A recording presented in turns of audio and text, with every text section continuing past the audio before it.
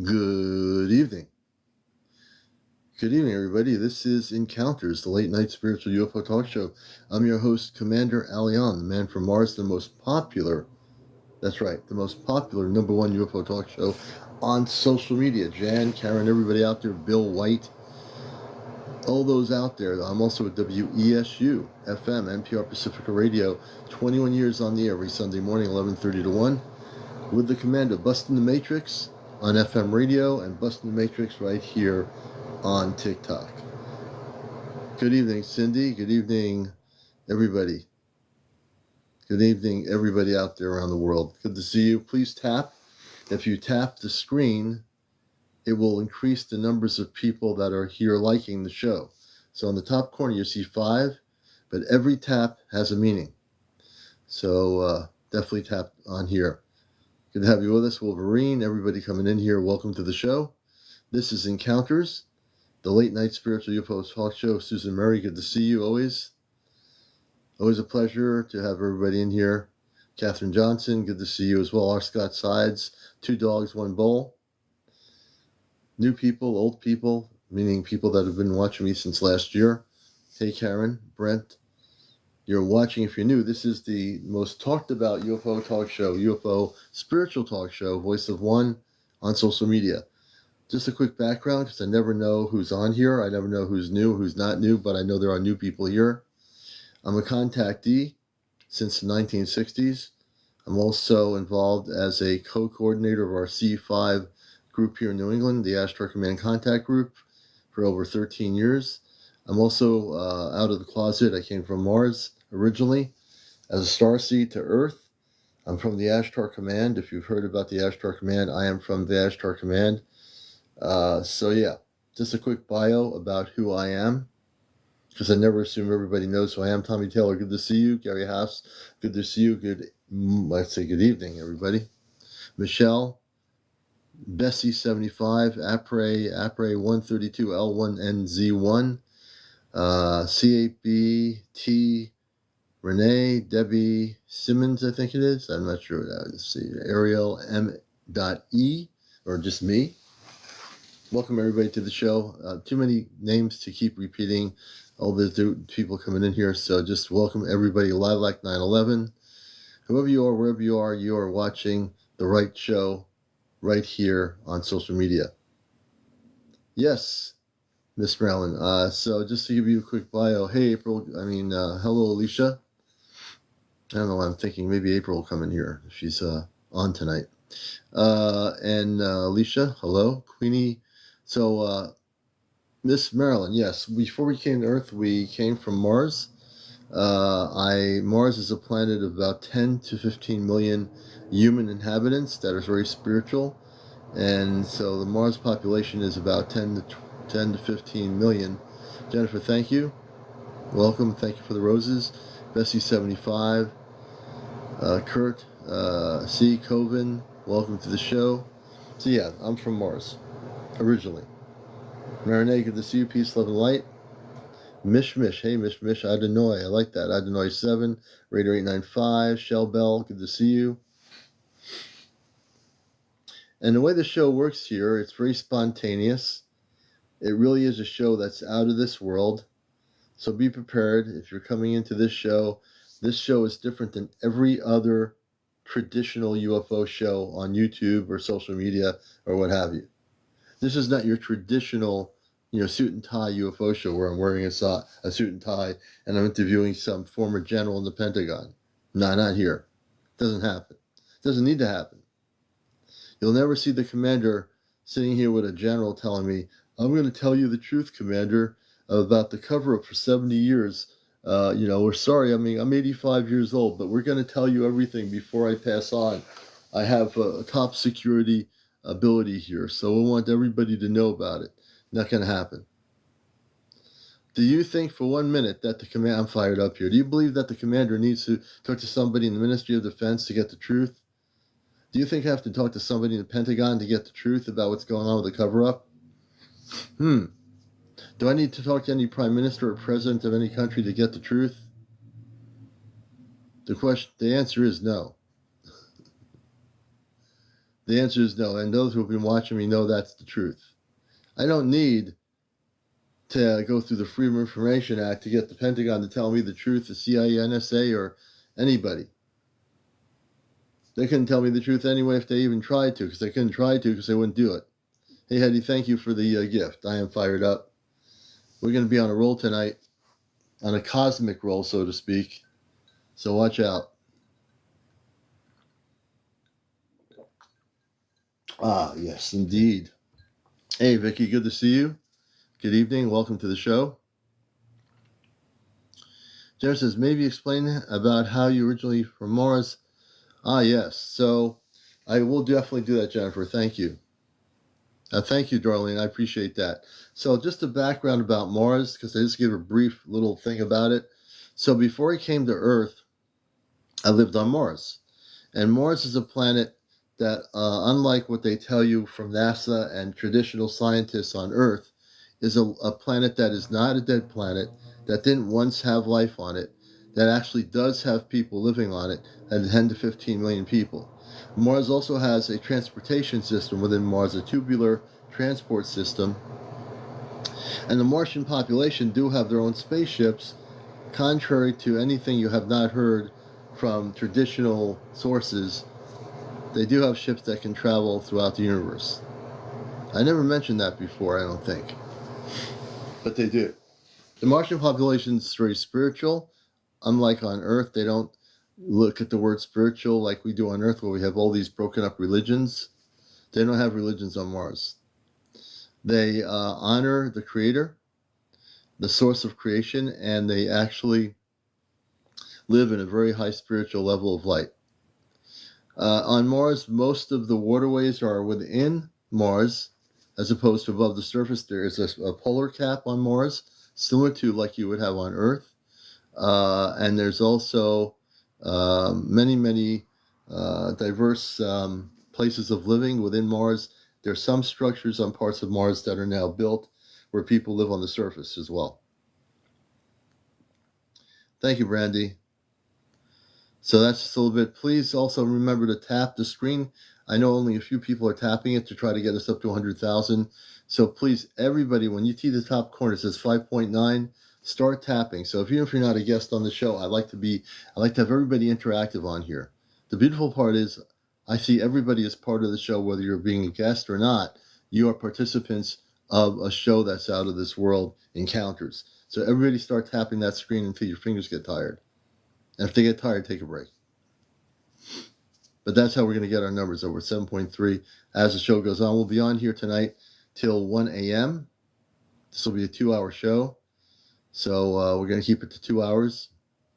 And hopefully we're going to have some great things happen here, as they always do. And my guest, myself, together, we make it great. You, good evening. Good to have you with us in Pittsburgh always. And we get into sharing information with you, things about disclosure. We talk about different ET levels of consciousness. We talk about people having constant sightings now. We get into that. Hey, Levitt, good to see you, brother. It's been a while, 354. Justino, welcome. Deadly, Auntie J, Tracy Lindsay, welcome to the show. And everybody coming in here. And there's always a lot to discuss here, so I'm glad you're all with us. And also, if you have anyone you think should know about the show, please share with them that we are live. Definitely let them know. And we also are inviting some people. I'm just doing random invites here on my list of randomness. So I'm inviting some people here. And I just invited 15 people. And we do have someone who wants to come up here as a guest. We are going to get definitely to some interviews with people. We will do that for sure. So we encourage everybody to, if you have a question, if you are a person that has had your first encounter or visitation with a space person, I want to hear your story. I want to interact with you about it. If you want to come out of the closet and tell us about your encounter, You're having visitations, meaning you're having a contactee experience. If you don't know the differences between a contactee experience and an abduction, there's a very big difference. So when someone tells me their story, I'll tell you whether you're a contactee or an abductee. A contactee is someone who has contact with space people that come to connect with them for peaceful and only peaceful purposes. And that means to interact and give them information and share with them and tell them about their civilization. Possibly you, as an individual watching the show, who had that contact with that space person or being that comes in peace, you are connected to that civilization, right? If you're an abductee, here's the definition of that, so you know the differences. I think sometimes people get that really mixed up. An abductee is somebody who's forcibly taken by a lower vibrational ET race, and they are abducted.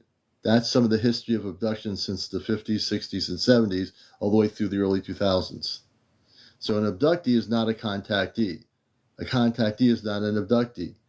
So it's a teachable moment to know the difference. Because I know some people say, they'll say to me, Commander, I want to be abducted. No, you don't. You don't want to be abducted.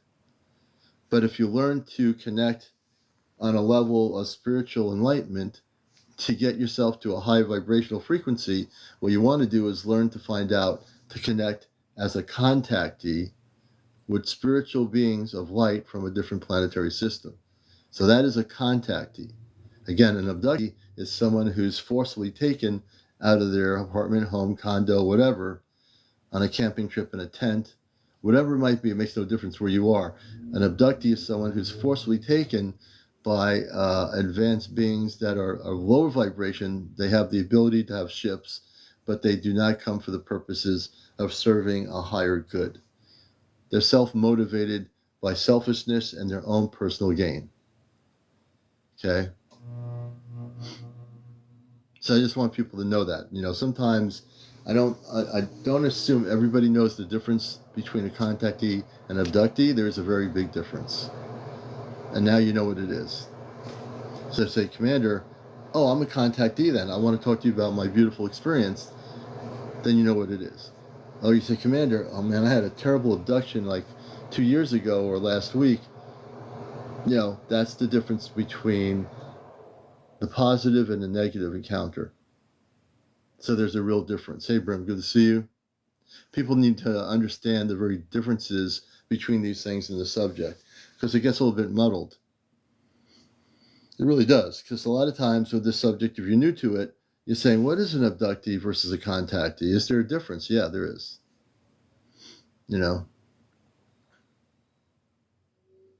Paranormal ghosts, yes, I do. Why do they abduct people? There's less of that going on. Shadow band? Oh, I don't know. Paranormal Ghost says, I got to find a photo first, then I show you. Okay. And we're doing good. Hope you're doing good over there in the Philippines. Well, they're not, there's no grays, but the Zeta abduct people, they have over the last 70 years. And also the reptilians have, and one or two other extraterrestrial lower vibrational groups that have ships. They are advanced to an extent, but they're not spiritual. They can have ships to come here and abduct people, but they don't have a spirituality. Sasu Lamamba, good to see you.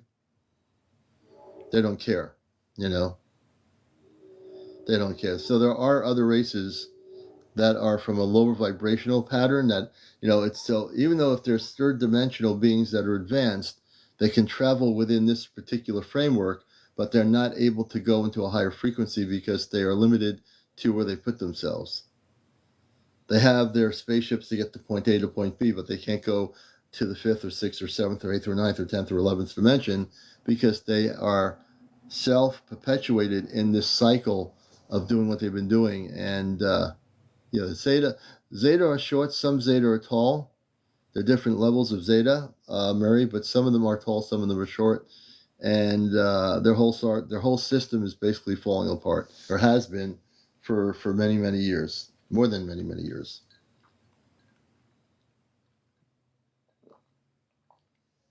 And of course, I've got my apple cider, my cosmic drink of choice on my show here. Good to see everybody coming in. Trisha North, welcome. Brittany West, good to have you with us. Danielle Garcia. Lynn, hey Lynn, thank you for the finger heart. Always good to see you, Lynn. Acid TV, welcome Acid TV. Good to see you, things are going well. User 58, everyone coming in here, welcome. Jess. Thank you, Jen, for the heart me. We're going to get into a lot of stuff here. And I'm going to talk about this, Lynn 948, thank you. I want to bust the matrix about these people that are posting, on YouTube and on TikTok, making these fantastic videos acting like there's an ice wall around on Antarctica. Elizabeth, thank you. We're going to bust that matrix tonight too, because, hey, Andy, welcome to the show. Kalesi, thank you for the follow. I appreciate it very much. Elizabeth Cruz, thank you for the roses. So we're going to bust the matrix because too many people, this ice wall thing happening here. Cassell, good to see you. Jackie F, hey.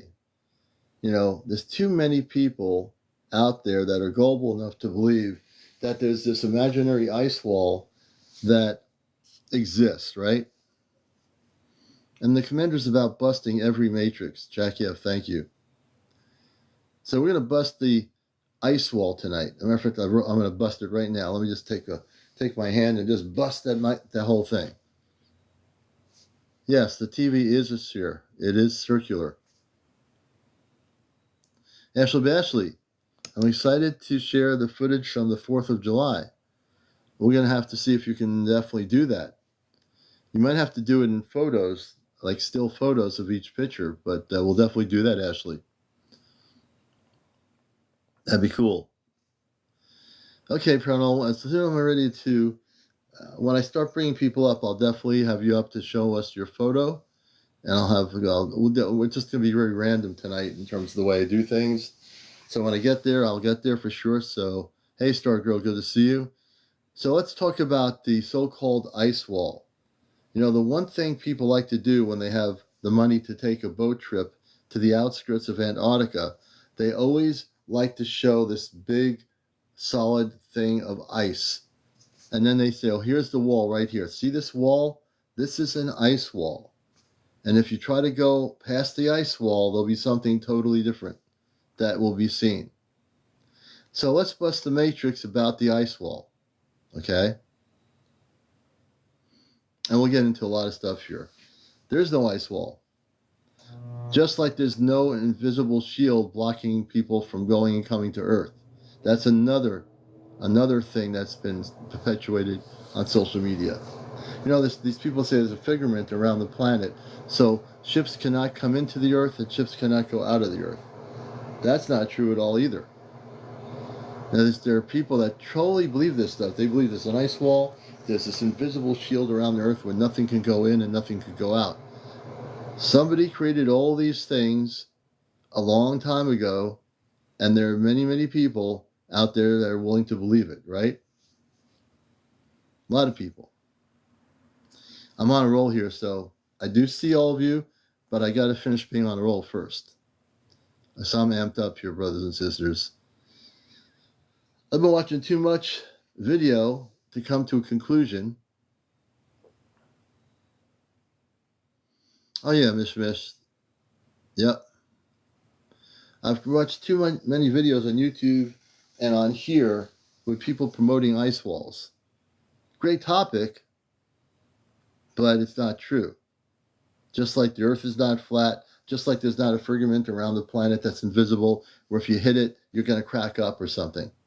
So just imagine you as a human being were floating above our atmosphere and going and saying, I'm going to go for a trip in my Merkaba. I'm going to take my body, go into my Merkaba, and take a trip to another planet in my Merkaba. So now you get in your Merkaba, you leave your body, you want to go to the planet number C out there in the universe, in the solar system, and now all of a sudden, you say, wait a minute, I just hit the invisible firmament. Or you're that person that, that didn't happen at all. Wait a minute. So you go in your Merkaba, and you want to go to another planet. And then you try to go there, and you say, wait a minute, I was told I couldn't go anywhere. The truth is, oh no, well, I thought there was going to be something blocking me. I was going to bounce right back to my house because I'd be surrounded by a shield, invisible, called a firmament. But I'm able to go beyond Earth. You're looking back at Earth. You say, I thought there was a shield or something here. I thought I couldn't go beyond Earth. I was always told on social media, there's this thing blocking people. We can't go anywhere. We're stuck in the firmament, right? Or firmament, or whatever you want to call it. I don't know. My New England accent or whatever. All I'm saying is it doesn't even exist. You say potato, I say potato. It's an illusionary thing that's created to distract people from the fact that the reality is, if we are able, and if we were using advanced spaceships, we could go anywhere we want. Okay? When a space station exists in the outer elements of our atmosphere, which does exist, I will say there is definitely a space station. Do you think it's stuck within the Earth's atmosphere going around the Earth, within the Earth? No, it's not doing that. Because there is nothing to block us from going anywhere. That's an illusion, brothers and sisters. The whole thing is an illusion. You know, just like with the ice wall. These folks out there that, really make some fantastic, video and social media, and with the music, they have the best music with the drums and beating, and everyone's getting excited, and they're showing an entrance that goes into the ice wall. They're showing this entrance, and there are entrances that go into Antarctica, but there's no ice wall. There's nothing blocking us from going anywhere. There are definitely zones that, there are zones that have been created, but there's no ice wall. There's nothing blocking us from going anywhere. There are definitely zones that, there are zones that have been created by governments in the world to try to keep it so nobody goes over there to see what's over there. But that's a whole nother subject, whole nother subject. If I want to go to Antarctica, and I have the ability to I have lots of money and I have a jet, I say, okay, pilot, let's go to Antarctica with 10 people here. Let's fly over there and see what this is all about. I would find some way to do it. And I do believe there are things there, but it's not a ice wall. I believe our government has operations there. I believe our world governments know that there is advanced civilizations living in Antarctica, as well as ancient structures. I believe that's there too. I don't need to go searching the internet to know the truth. It's been there before current human history. There have been civilizations living in Antarctica, either within Antarctica, and in some cases maybe on the surface. But the truth is the truth. The lie is the lie. The lies are perpetuated by those that control and use social media to try to make people believe certain things that aren't really there. Like the invisible circle, like an invisible shield around our planet, which doesn't even exist. No planet has an invisible shield around it. Only on Earth have human beings created on social media this whole idea that we can't go anywhere. Right. SmokinPirate says, I was in Antarctica in 74, 75. SmokinPirate, would you like to come up and tell us what you saw in Antarctica? I'd love to hear that story. And understand, folks, I picked the guests randomly. I'm not obligated to just do something the way somebody wants me to do it. I never do that anyway. You'll probably know that by now.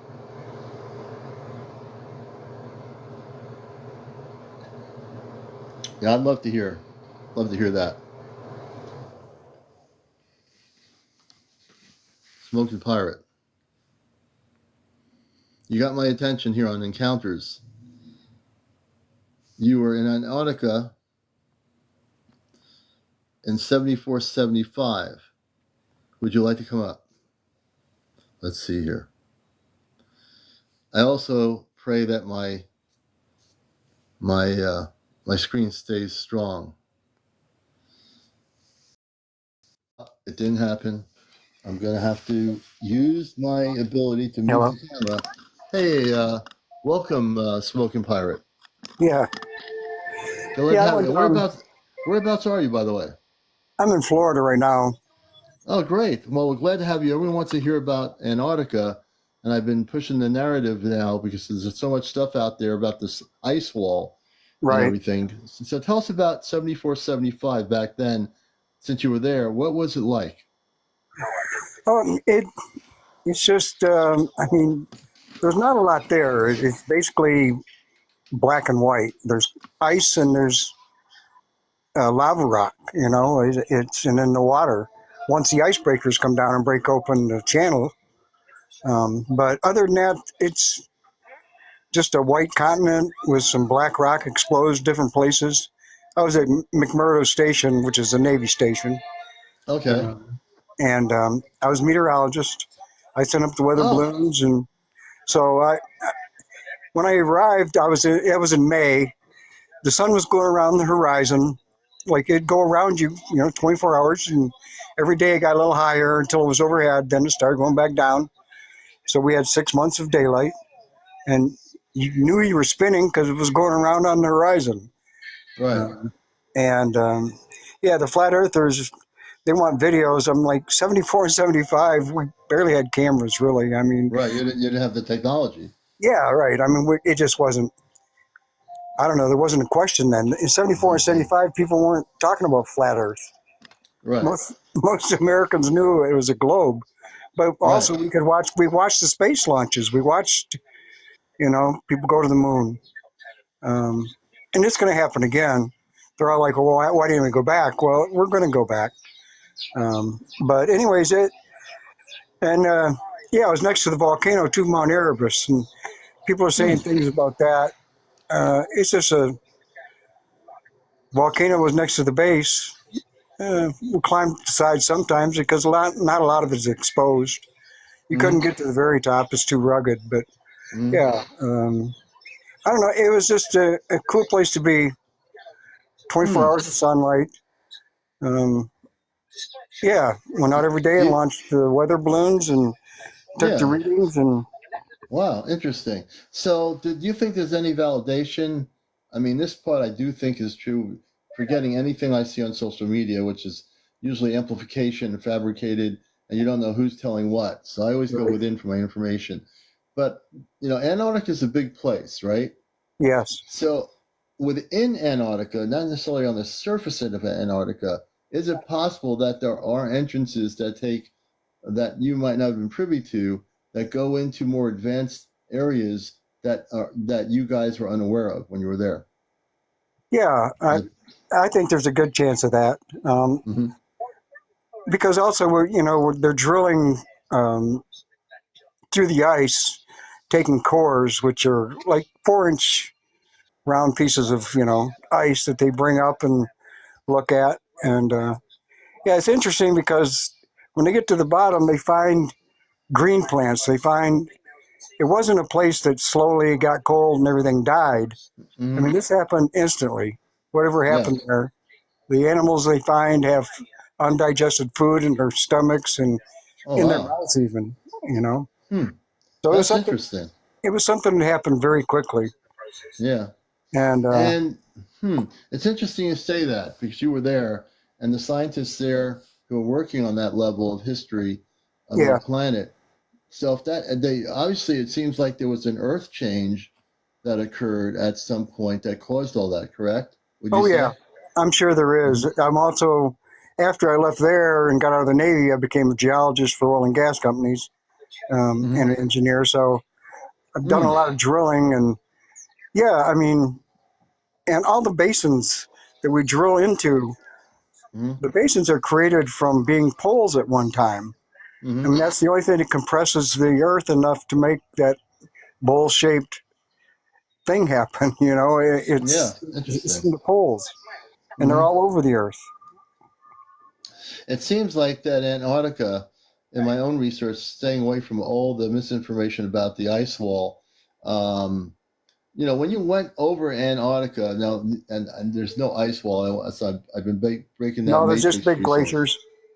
Big glaciers, and then these people say because they look at this thing from the outer part of where it is, they claim though they call it an ice wall when in fact it is just really really high up ice that's frozen, and they want to call it a wall and that something's behind that wall when in fact I do understand that there are uh, many things happening with extraterrestrial activity over Antarctica.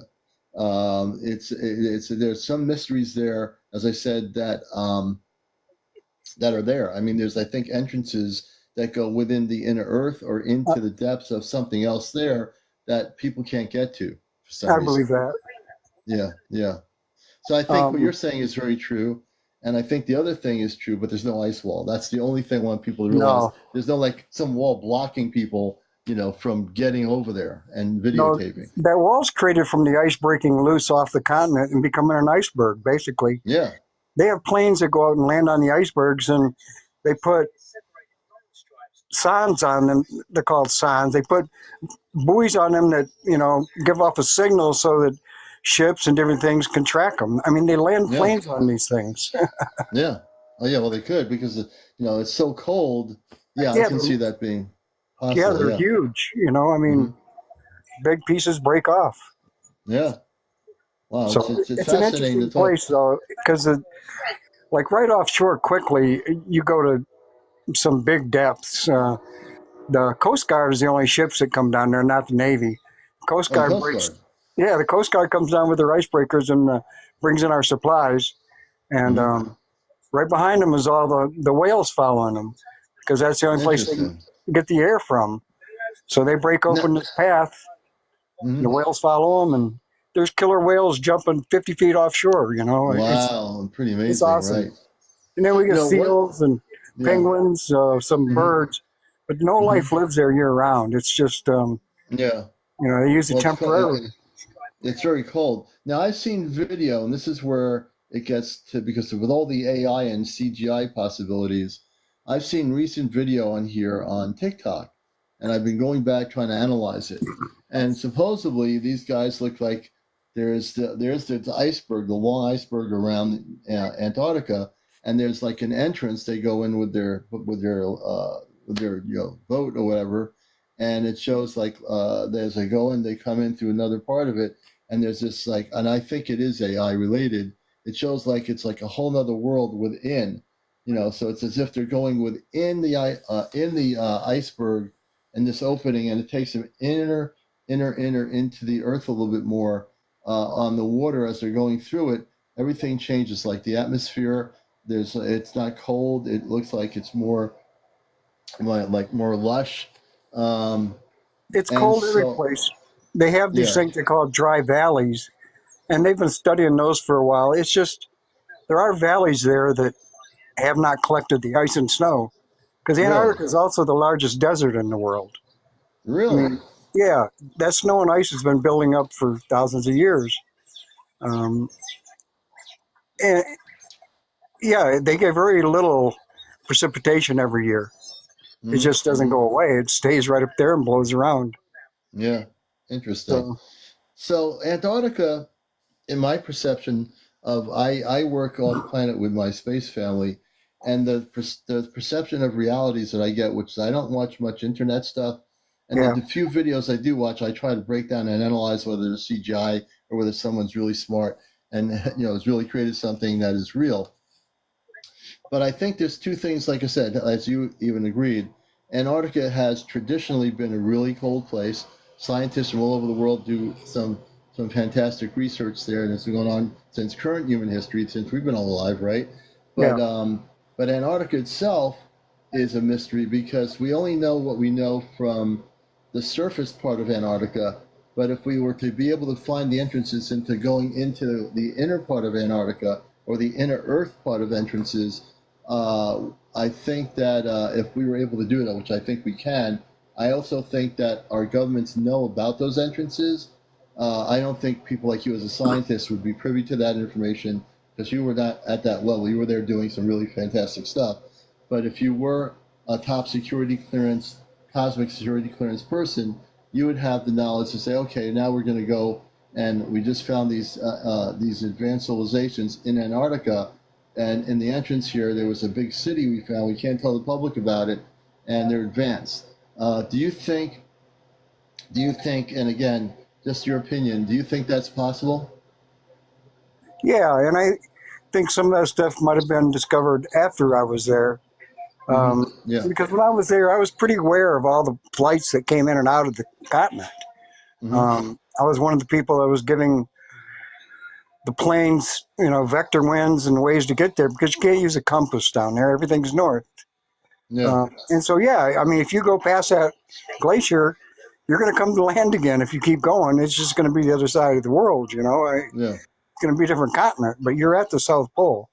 Yeah. So, I mean, Well, that's the thing. The South Pole and the North Pole. I know Admiral Byrd, who I studied many years ago before the internet thing. He went to an area where he met people that were from the inner Earth in the North right. Sea. That's a Yeah. whole nother part of the planet. But there are people that have stated that if you see one of the pictures that was undoctored by NASA, it shows it shows over Antarctica. There's a big hole, an entrance that goes into the inner Earth, and that Correct. actually it does exist. I So believe no, that. I Yeah. think NASA made a big mistake trying to since that photo came out, it was never doctored because they probably didn't think anybody was going to think anything of it. But Right. that photo shows that there is an entrance into the inner Earth. I believe that. Just like Yeah. all the oceans. I mean, basically, all the way back, even Columbus, they all saw stuff coming out of the ocean. They all saw ships leaving the ocean, even Yeah. Columbus. Yeah. It's been going on a long time, and what better place to go than the water or like Antarctica? Yeah. I mean, Absolutely. at one time, it had to have been at the same kind of place like where Venezuela is now. It Mm-hmm. wasn't in that cold South Pole. That land was Yeah. somewhere where that was not cold. Right. I mean, they find lush plants. They find, tropical plants down there at the bottom of the ice. So it was whatever happened quickly. Yeah, it's interesting you say that, folks. You just said they find tropical plants at the bottom of the ice. Can you tell us about the tropical plants at the bottom of the ice of Antarctica? Yeah, they bring up when they get down to the bottom of their drilling, they'll bring out pieces of plants, pieces of leaves, and Mm-hmm. parts of the plants that they know these plants they grow now still, but they're in the tropics. Yeah. So I Yeah. mean, Interesting. and Interesting. they're still green. They Yeah. were flash frozen. It wasn't something that took a while and the animals slowly died from starvation and stuff. I mean, Right. they were flash frozen. And there are people smoking that have they produce incredible video, which I believe is CGI generated, but their imaginations are great. Do you Yeah. believe that there could be, when those people that do know about these warm areas and climates within Antarctica that are secretive to the public, do you think that there are ancient animals or things that are still alive in those areas that we just don't know about? No, there might be something if that hole is real, and I do believe it's real. There might be something down there. I would imagine if there is, it's an ancient city. It's been there a long time, Yeah. and they're using it as a base still. Mm-hmm. And there might be some animals there. And Mm-hmm.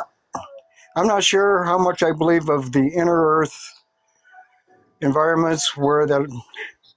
I mean, I've drilled wells all around the world, and we haven't run into any of them. I mean, Well, you really wouldn't. Where you're doing it, you're not going to run into it.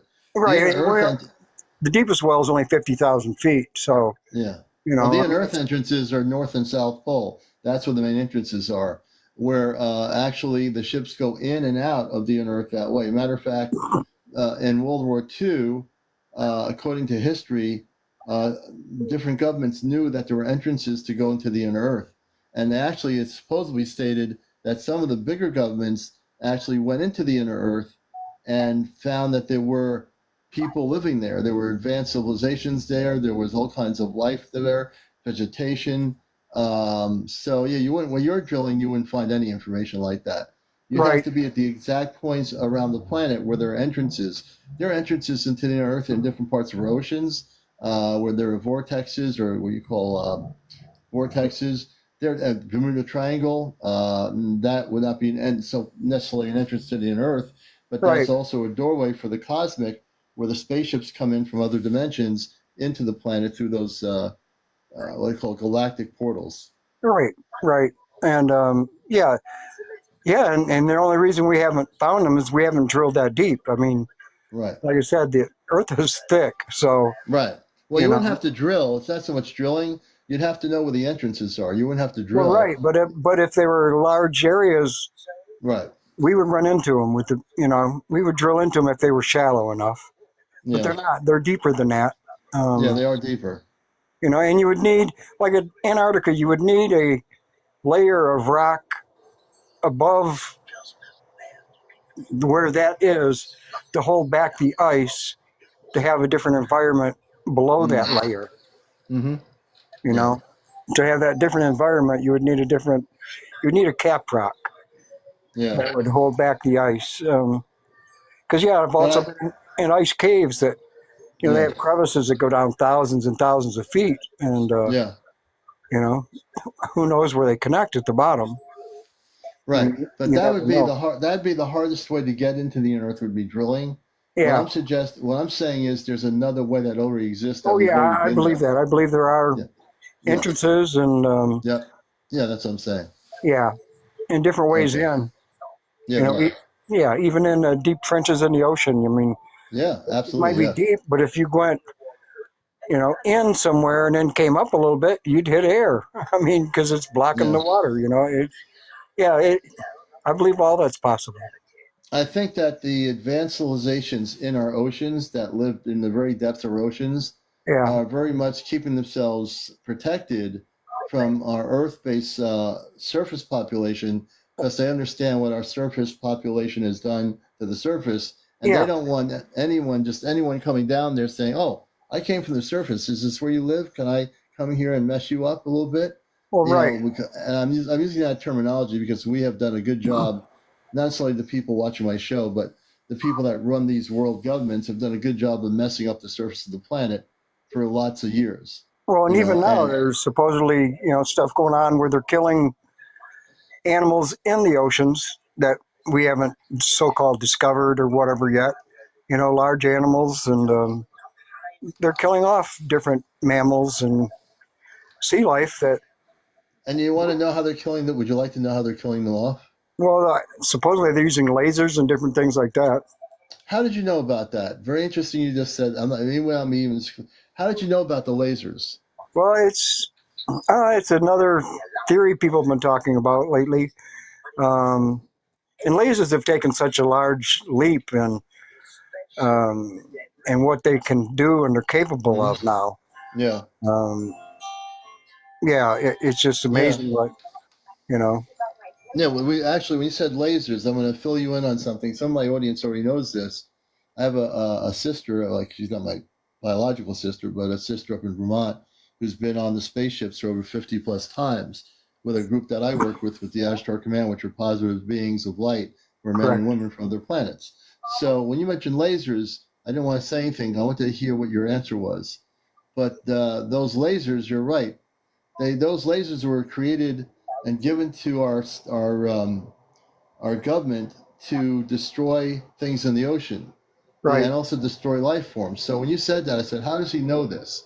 So I Yeah. wanted to sit back and get your answer, and I appreciate that because exactly that's true. Yeah. That now that's being stopped by the Ashtar Command, which are the positive space people. Now they're stopping it, but they've been doing it and trying to destroy life forms, whales, seals, and other life forms in the oceans. You're right on spot on the money on that. Plus, they also were trying to destroy advanced civilizations that have been living in the oceans for millions of years that we never even knew existed there Right. amongst us, right? Yeah. I think so. Well, that's like all Yeah. these flat earthers say, well, we didn't really go to the moon. If we did, why didn't we go back? From what I've heard, and uh, they have two tapes of what happened on that flight, and the medical tape, which hasn't really been released, one of the first things that people say is, "Do you see that? I think we were told not to come back." You know, Yeah. and that's the point we started getting technology here on the planet, and I think they were feeding us some technology for not going back up there. Um, yeah, there's Right. too many And, things. and my friend Chesno, he's right. All actors. That's right. All actors. Yeah, And it's just so it's interesting. I find you're a great guest because what it just validates. Just hearing your views validates what I've been, especially with the lasers. yeah, What they've been doing, and there's still things being done on our Earth within the oceans right, that the public doesn't even know about that our government's doing, and they're not just attacking all kinds of marine life. They're yeah, attacking intelligent life that lives in our oceans. Now, right. people on Earth would say, how could there be possible, Commander, that there are intelligent beings or people living in our depths of our oceans for all these years that we didn't know about it? That's Well, because we never been told about it. Our governments knew about it all along, but they've right. lied to the public, right? Well, when I was in school, we were taught if there wasn't sunlight for photosynthesis and there wasn't oxygen, there couldn't be life. Well, that's the farthest from the truth. Now that they've gotten, submersibles down there to the bottom and they've been able to take videos, there's more life on the bottom of the ocean where there is no oxygen and there is no photosynthesis than there is on the surface. Hmm. There's life living on the edge of volcanoes in 2,000-degree water and living in sulfuric acid and um, I mean, there's all kinds of things going on our planet. So we live in a multi-dimensional planet Earth. Let's put it this way. right, What we think is, if we live in one particular frequency, we're not going to understand what the other frequency is about. If right, we only live in one frequency, brothers and sisters, how are you going to know what's on the other frequency? It's like when you go to, like, when you went to school, you went into a classroom, right? Let's say yeah, you were in first grade. I'm going to use the analogy first grade. yeah, But you think that all there is this first grade. You're with a group of 10 or 15 students in first grade. You're doing drawings, you're learning things, you're playing. This is all you know is the first grade. That's all you know. You don't know that there's a second, third, fourth, fifth, or the 12th grade, or the 100th grade, or any grade. You right, just know the one room, and you only know the one room that you're in. You don't know that there's other multiple rooms that might be different than your room because you're only in one room. So right, what I'm saying to everybody is, once you open the door out of that one room, you say, wait a minute, where does this room go to? Where does this hallway go to? What is that?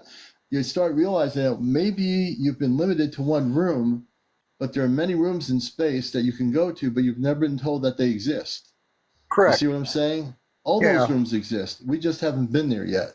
Well, we can only visualize 1% of the light spectrum. Hmm. I mean, that's all our eyes pick up. So that's very Yeah, limited. yeah, Um, you yeah. know, I'm 70 years old, so I've been around a while. I believe you have been around a while. I appreciate that. Um, Hey, Smokin, definitely want to thank you, man, for coming up. You're a great guest. yeah, Really. and I'm I haven't had following any you. contacts. My parents did one night. Your They were coming parents. back. Tell They us were coming about back to that. my grandmother's house, Mm-hmm. and they're coming through this little town. I'm from Michigan. They're coming through this Mm-hmm. town, Sports Creek, and they said they saw a light come down over the power plant and hover there for a little while and take off, and then everything went black. There was a power outage. Hmm. And when Really? they got back, my stepmom was really excited about it and talking about it a lot. Mm-hmm. But me personally, from when I was start back as I can remember, like if there was problems in the house, people arguing or fighting, I would go outside and it was always to the northwest. It seemed like I was looking. I would talk. I would talk to the space people. I'm like, why did you bring me here? What am I? Why would you come back and Right, get me? right, right, Why'd you leave me right. here?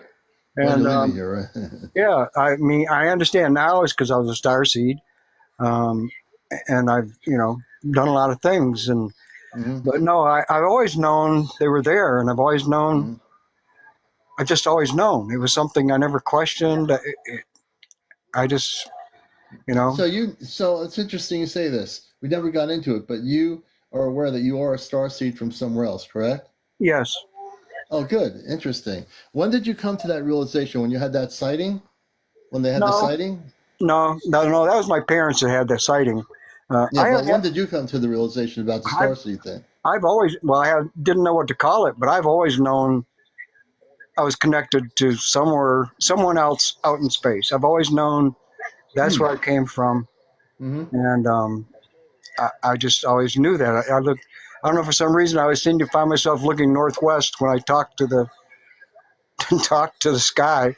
But Mm-hmm.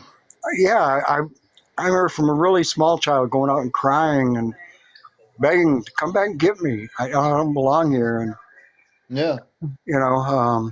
But I grew into my role as a, and I've known that also from probably a teenager. I mean, people have always come to me for to talk to. Yeah. Um, I've been a light worker.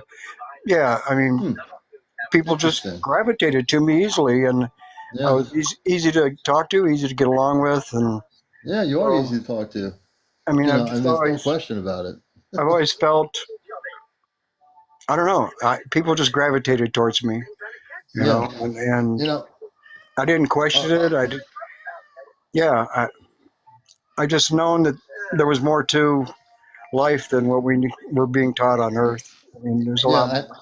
And I think that you, because you are ahead of the ball game, knowing that you're a starseed all these years, Yeah, that if you meditate and you focus on inner cosmic spiritual meditation, which I'm sure you do, yeah. uh, and you say, I'm a starseed, I'm a Christed being of light.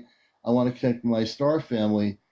Do you ever do that in your meditations? Do you ask to make connections that way? I have a couple times, but I don't know. I'm not sure. I feel like I was more sent from not just a family, but from Mm-hmm. a group, from a whole. Hmm. I was sent here for a special purpose of, you know, I don't know, Mm-hmm. getting other star seeds ready. I don't Yeah. know. I feel I've done this before in different places. Mm-hmm. Um, Mm-hmm. You I'm like probably have. one of the people they send early, and I've done it before, um, Hmm. and then I'll do it again. Uh, I don't know. I'm happy to just see the way things are going now. I'm Yeah. happy, you know, TikTok has allowed more people to get together and talk about it. Um, and yeah, it's everything is changing so quickly, and now with the quantum computers, that's going to change our lives so drastically we can't even imagine. Yeah. You know, Yeah. it's Well, just you're truly a blessing, man, because you are there. You are right there. You don't need to wake up. You're already there, and yeah, you do come from another planet. I don't know what planet you come from, but you definitely came here from somewhere else that was a very peaceful, enlightened planet. And your family, your cosmic family's out there somewhere, and I'm sure you will connect with them definitely at some point. You know, right. if not, I think you will. Yeah, Do you feel that I way? think so Do too. you feel it? I, Yeah, yeah. I've always felt, like I said, I've always felt out there is where I belonged. Hmm. Yeah, Um, I'm here, and I'm just glad that, yeah, it's so enlightening to know that we're doing the ascension into the fifth dimension. Um, yep, yeah. We're going up there for the sure. planet needs it so badly. Um, Mm, there's still a lot of people that have a lot to learn, but mm, like the Flat Earth Society, that thing is growing largely. But and I don't understand. I mean, there was a launch this morning from Florida, taking more satellites up to space, and as a weatherman using the satellites, I mean, we went around the Earth. You'd see different parts of the Earth every time you took a picture. I mean, right, right. all the way around it. I don't know how you could not understand that. Well, that's because those people that I don't get into that subject here only because there's so much of it going on. When I got Yeah, on TikTok in 2023, I said, "Man, I'm staying away from that with a 7 foot pole." yeah, And I started my show Encounters, which is focused on cosmic spiritual levels of light. Because I come from off planet, because I work with the Ashtar Command and a star seed and a contactee, and I have over 21 years. Well, I've had many sightings since I was a kid of spaceships of light. yeah. So I have such a well defined knowledge of the subject that I just stayed away from all the other stuff that was just draining people's energy. You know what I mean? Yeah, it does. And it's, misinformation. But I mean, Yeah. the realization will come quick because there's going to be more and more launches into space. We're going back to the moon. Yeah, I mean, we're going to build a station on the moon, like a gas station for ships to Mars. I mean, Well, so as a starseed, I would think you would even understand this. I've talked about the moon being an artificial structure, meaning correct. that. It was Oh, wait a minute. it was pulled into Uh-oh. place. Yeah, okay, wait a minute. Let me just do this here. It's one of the roundest things in the universe. I mean, in our universe. Yeah. Wait a minute.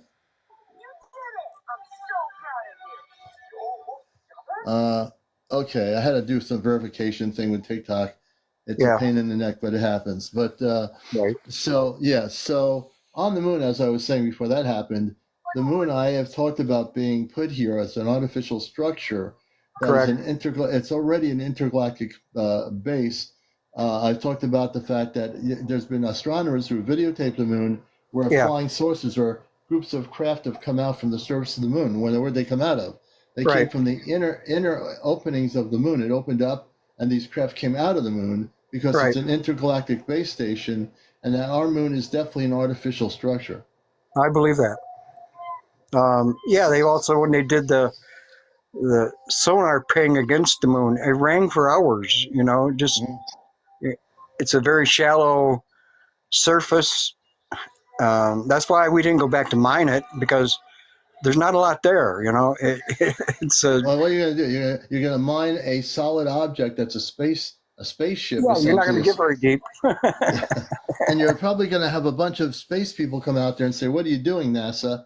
Well, that's what happened. I think the first time is because when the first guys that landed there, they said, "Do you see that?" And you know, I think they made contact then. And we're told not to come back. And, they were probably told by the people, say, "What are you coming on here trying to drill a spaceship?" Yeah, or just trying to eat. What are you doing here anyways? I mean, right. You know, because, you know, and I don't know, our civilization, I think, is so much older than we give it credit. You know, the more civilizations they find, the ancient civilizations, they have more technology than we do.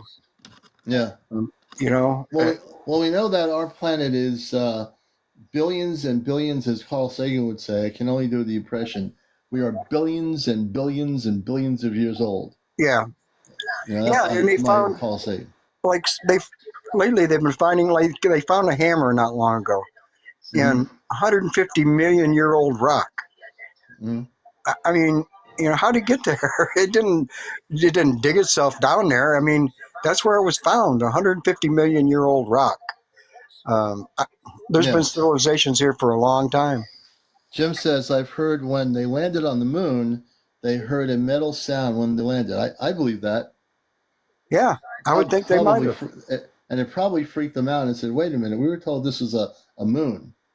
But well, that's like Japan had a satellite recently make a pass of Mars and took an actual photo of it. And all that stuff that we see that we think is red is all blue. I mean, the thing is like covered with water, almost like the Earth is. Yeah. I mean, there's it was so beautiful. It's like Earth and lots of surface water. We've just, the colors were different stuff that we've been showing. But that's because of cameras, infrared, all kinds of stuff. And we probably didn't want anyone to think it was covered with water anyways, the government. But they don't. Mars, I come from Mars, so I can say as a Martian that Mars is inhabited by 10 to 15 million people that are about a little bit over 7 feet tall. They live very differently than on Earth. The vibrational patterns on Mars spiritually are much higher than on Earth. Right. And there are waterways mostly within Mars, different seas, oceans, and whatever. There's also water areas on Mars, and I've talked about the polar cap. If you look at Mars's sky, the sky on Mars is a blue sky. Right. It's not a red sky or a purple sky. It has a blue atmosphere to the sky because there's oxygen on it. There's more oxygen now than there was when they had a problem, but they have regenerated the oxygen, and people do come to the surface. Well, that's why our skies are blue, is reflection from the oceans. Yeah. You know, it's not a natural color. It's a reflection off of the oceans. Yeah. So, You know, yeah, it's, I don't know, almost everything I was taught in school I've learned was false. I mean, Hmm. all the way from radiation to, like you said, life. Yeah, Um, yeah, there's things interesting. living at the bottom of the ocean, like by the millions. I mean, there's no bare ground down there. It's just covered with life, Mm. and there See, shouldn't be any. right. And this is why this show is what it is, folks, because we have great people like Smokin who have real information and that knows that, and also a starseed and a scientist that knows that there is life on Mars. There's life. I mean, the moon is an artificial structure, and that most likely, if when NASA did their thing on the moon, they were confronted by space beings that said, "What are you doing? Well, Like that's when our what are you technology doing?" took off. I think that's Right. the trade-off. They said, "Don't come back, and we'll give you some technology," and they started, you know, giving us some technology because that was about the same time, yeah, in the Navy that we started building computers. I was Mm-hmm. in the beginning of that also. I mean, back to the mag cards and all kinds of Mm-hmm. stuff Mm-hmm. before DOS. You Yeah. know, I, Pen, I just want to say, Penny's saying, "Does Mars look like Earth?" And very much so. Mars is way more like Earth, except without the shopping malls, skyscraper buildings, pollution, garbage everywhere. It's but similar to Earth, but in a very more pure sense on that level. but they do have pyramids they've discovered, and structures on the surface that are definitely man-made. Um, there might not be anything there now, but at one time, the surface of Mars was covered more with life. Well, and it's coming back. I mean, the Yeah, Martians do have vegetation. They're growing things back on the surface again. There's a city or two that's on one end of Mars that was, when I say recent, it's relatively recent in the last couple of thousand years that is on the yeah, surface. So they're right. slowly, you'll see by accident, the NASA people, sometimes in the Land Rover, take pictures of human beings walking on the surface in very light clothing. Yeah, And not very often do they do that, but there are pictures that they never doctored that show men and women, human beings like us, walking on the surface of Mars. These are Martian people. These are correct. not Earth people. These are Martian people that live on Mars. I've been trying to teach people here that Mars has a human population and that the surface of Mars is a breathable planet. So if I were to go to Mars and go off a spaceship, I would be able to breathe the air there because the air has oxygen just like Earth has oxygen. Right. Well, and Exactly the same also, way. and I'm not sure what happened on Earth. The first cave drawings of the astronauts coming down, they were in they were in spacesuits. They had helmets, they had air hoses, they had all the stuff that our space people would wear, like getting off on the moon. Mm-hmm. And then, hundreds of years later, they're not using those anymore. Now they're Right. coming down. They don't need to. Something happened. We were terraformed somehow. Um, they changed the atmosphere or something a little bit in order that they didn't need their suits anymore here. Right. You know, Well, you're also um, dealing with the fact that in the higher levels of light, with the Ashtar Command, they come from eons and eons of time. right? My father and my mother on the spaceship. There's a whole story here, which I won't get into too much. My two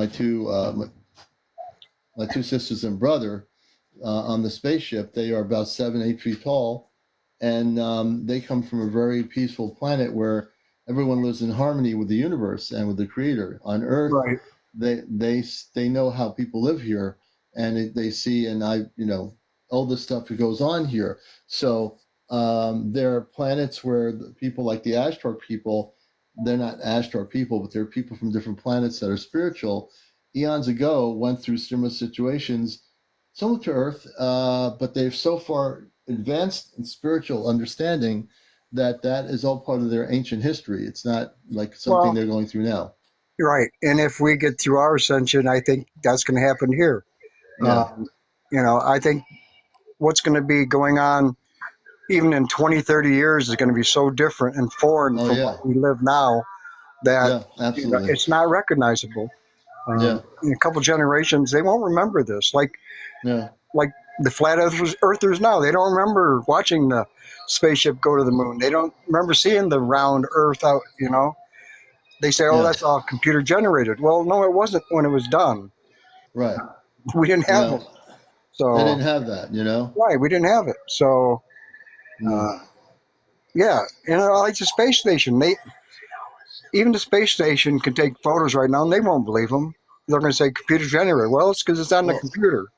well, the space station. I've talked about this since I've been on here and on my radio show for 21 years. That's a That shallow orbit. the ISS camera, when they go live with the live cam from the space station pointing out away from the space station, Right. whether NASA likes it or not, they've documented live footage of spaceships that are not from Earth, and they've cut this transmission feed so Oh then yeah. nobody would see it. Now, Yeah. because NASA knows that there are spaceships out there from other worlds, and NASA actually I've seen them do it when they have their live feeds over the years. They cut the feed. There's this object that's glowing going by the space station, and it's Even a spaceship. even Neil Armstrong said he saw UFOs flying by them when they were, going out Yeah, there. I mean, yeah, yeah, it's always been there. Yeah, they try to, the government tries to hide the stuff and cover it up, but that's yeah. because they're not in control. Well, they're And they're doing a not, bad job of they're doing a bad job of it though. yeah, and they're not in control of this ascension either. That they're being left out. They don't like it, Right. but they're not. They're the reason we need it. I mean, Right. they're not the. Well, the reason why they don't like it is because they're the ones who created the cover-up 7 years ago, not to Yeah. tell the truth. Yeah, right. They don't And like they're the it ones- because General Eisenhower had a choice between the Ashtar Command to listen to the Ashtar Command or the Zeta, which are the low vibrational beings for their technology. So Yep. they said, we'll give you the technology if you let us abduct people on Earth and do Correct. what we want to do. Right. The Ashtar Command said, if you go with us, your planet will be far more spiritually advanced and technically advanced, but you'll be living in peace and harmony, and you'll be Right. part of a galactic grouping of planets that live in peace. Right. What General Eisenhower knew the truth. He knew in his heart was true, but he was told by his advisors to go with the Zeta because they had the ships with the technology, and we need the technology, and they were going to let us reverse engineer it, which we've done already. We've done it 10 times over. Yeah. So there was a choice made back in the time when Eisenhower was alive, when he was in power. He could have made a perfectly good choice to help humanity and work with the Ashtar Command. Our planet would be way different in 2024 than it is. And I But he think chose Roosevelt. I think Roosevelt also had a chance. Yeah, he also had a chance. Roosevelt, he met Yeah. with them. He met with the Yeah. Ashtar Command too. Right. I mean, I think he also met with them and made a choice. Mhm. Yeah, and yeah, it's the advisors have always went against that Mm-hmm. because they didn't think we were ready. Well, I don't know what Trace- ready means, but Right. I know that if ready means that we weren't put here to work every day and go home, eat, sleep, get up, and go to work again, I think most people on the planet would be fine with that. No. Now, Tracy Face says, how come our telescopes, I see your question, don't show any blue on Mars? Well, I don't know why that is, but Mars definitely is not just red. There's a lot of things about Mars that are unseen by human people, by our technology. But the rover has done one thing, which takes away the question about what the atmosphere of Mars is like, and there is a blue sky.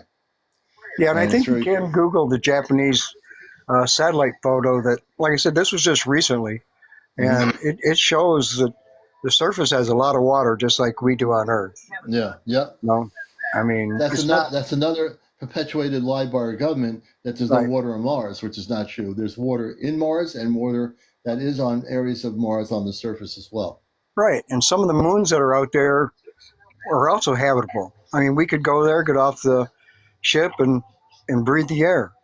Oh yeah, there are some moons around planets like beyond So Mars, around some of the other planets Yeah, that are supposedly inhabited by space people, right, right. which I I mean, believe happens to be true. yeah, it's just like they say. There's more stars out there than the Earth has grains of sand. Think about that. I mean, Oh yeah, all this, all the grains of sand. There's more stars in the universe than we have grains of sand. Yeah. and those are stars that all have planets, and Yeah. yeah, it just makes sense. Yeah. It's amazing, isn't it? Yeah, yeah. I mean, and like I said, I've studied pretty much all the religions, Mm-hmm. and decided they weren't for me. But one part I took away from all of them is whatever it is, it lives in us. Yeah. And if we don't show it, there's no one coming down out of the sky to show us forgiveness or to help us or to. If we don't do that Mm-hmm. for each other, then you're not going to see it. Right. I mean, that's the Yeah. only way to live. Is Well, you know what? From my perspective, being from off planet with the command, one of the things my fellow Ashtar Command people will always, and I say this not being from here, that on Earth there's a lot of religions that have like conflicts, right? But yeah, the true religion is the religion of love, and that religion has no correct. boundaries. That Well, has no church. It has no temple. love It's is just the only universal. true power there is. Right. I mean, love is the That's right. strongest, only true power in existence. I mean, That's it absolutely correct. overrides everything. That's absolutely true. Yeah. You know. Hey, Smokin, thank you so much, man, for being here. You've Thank been a you. fantastic guest. You're welcome to come back live anytime. And then when you get taken for a trip on a ship with your cosmic family, I want to be the first one to know about All right. Thank you. it. All right, everyone, Smokin Pirate, my first guest on the show tonight. Fascinating interview. We thank him for being here, and we're going to drop him on the ship gently. Yep. And we want to welcome everybody to the show. This is Encounters, a show that is always out of this world. Please show your support for Encounters, for what I'm doing here, the work we're doing here. Thank you, Casey, Casey Ann. So people can do that by doing some TikTok gifting right now for the show. You can also go to my Cash App on my main page. There'll be a link to my Cash App. That's Venmo. Please feel free, if you have the abundance, to do some sort of Venmo donation as well. So he's our first guest. We're on till 1 a.m. this morning. We're doing a 2-hour show, and we welcome everybody. We welcome all the new people. I want to thank everyone for finding the show. Baby, thank you for the roses. We appreciate it. Just a great way to start our show, and we always have great interviews with all kinds of people, and we never know who the guests are going to be. Hey, Sue, good to see you. We have everything from abductees, contactees, and in this case, a scientist who worked in 1974-75 in Antarctica and is also a starseed. How great could that be, right? Smokin was a great guest. Definitely. So let me just see why I got to bring my power up here. Oh, I'm at 15%. I didn't think the charging device was on here, but now it is. So welcome to the show, everybody.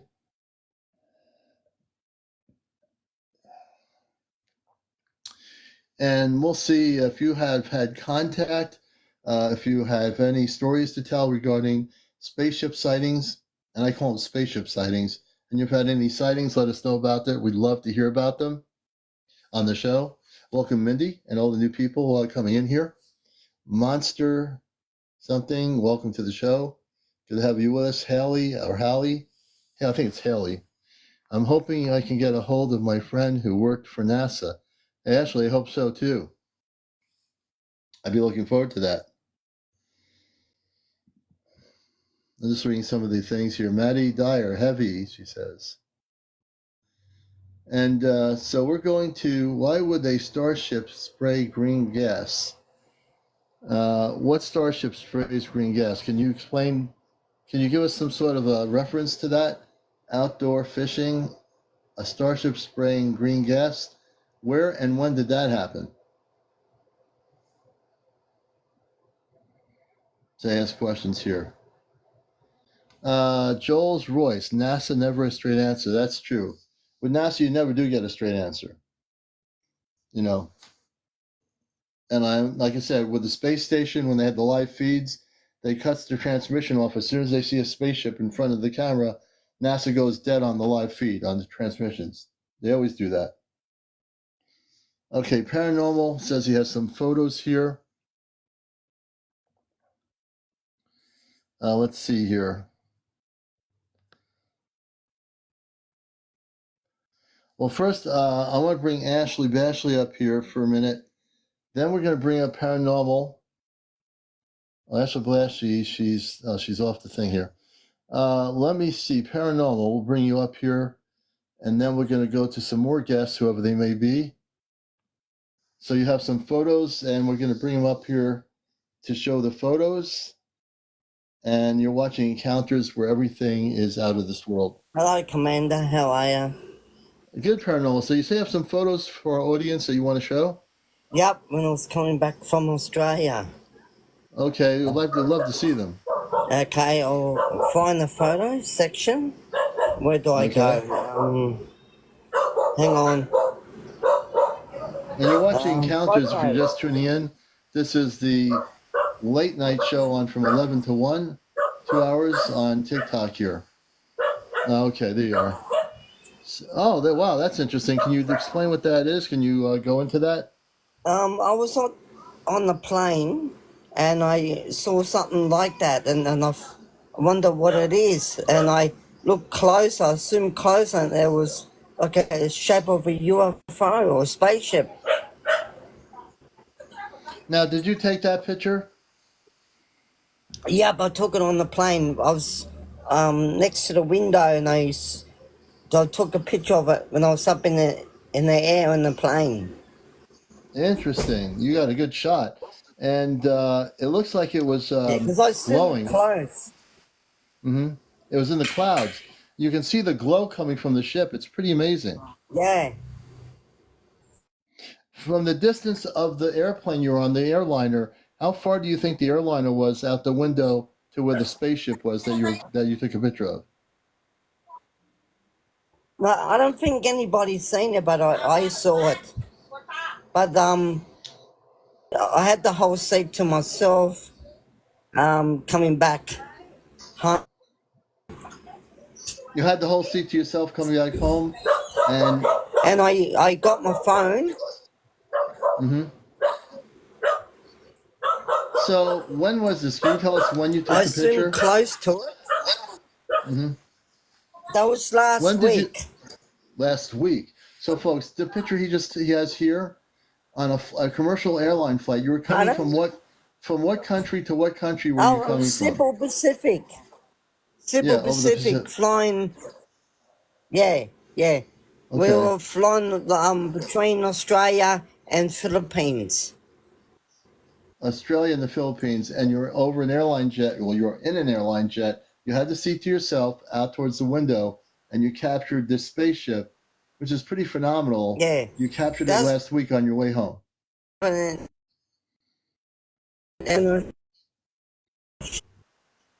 oh, you're breaking up. Yeah. I got a good camera, and I zoomed real close to it. Mm-hmm. That is a pretty good photo. And understand, you're taking this from inside. Maybe you can screenshot off it, Commander. I'll try to... inside the plane. I'm trying to see if I could... I'm going to try to see if I can screenshot it if you want to. I want to screenshot it, but I can't seem to figure out why. I'm trying to screenshot it, but I'm not sure I'm going to be able to. Yeah. Let me try to expand the photo. I don't think I'm able to screenshot it. I would just say I did some screenshotting of things, but it's not letting me do it on this for some reason.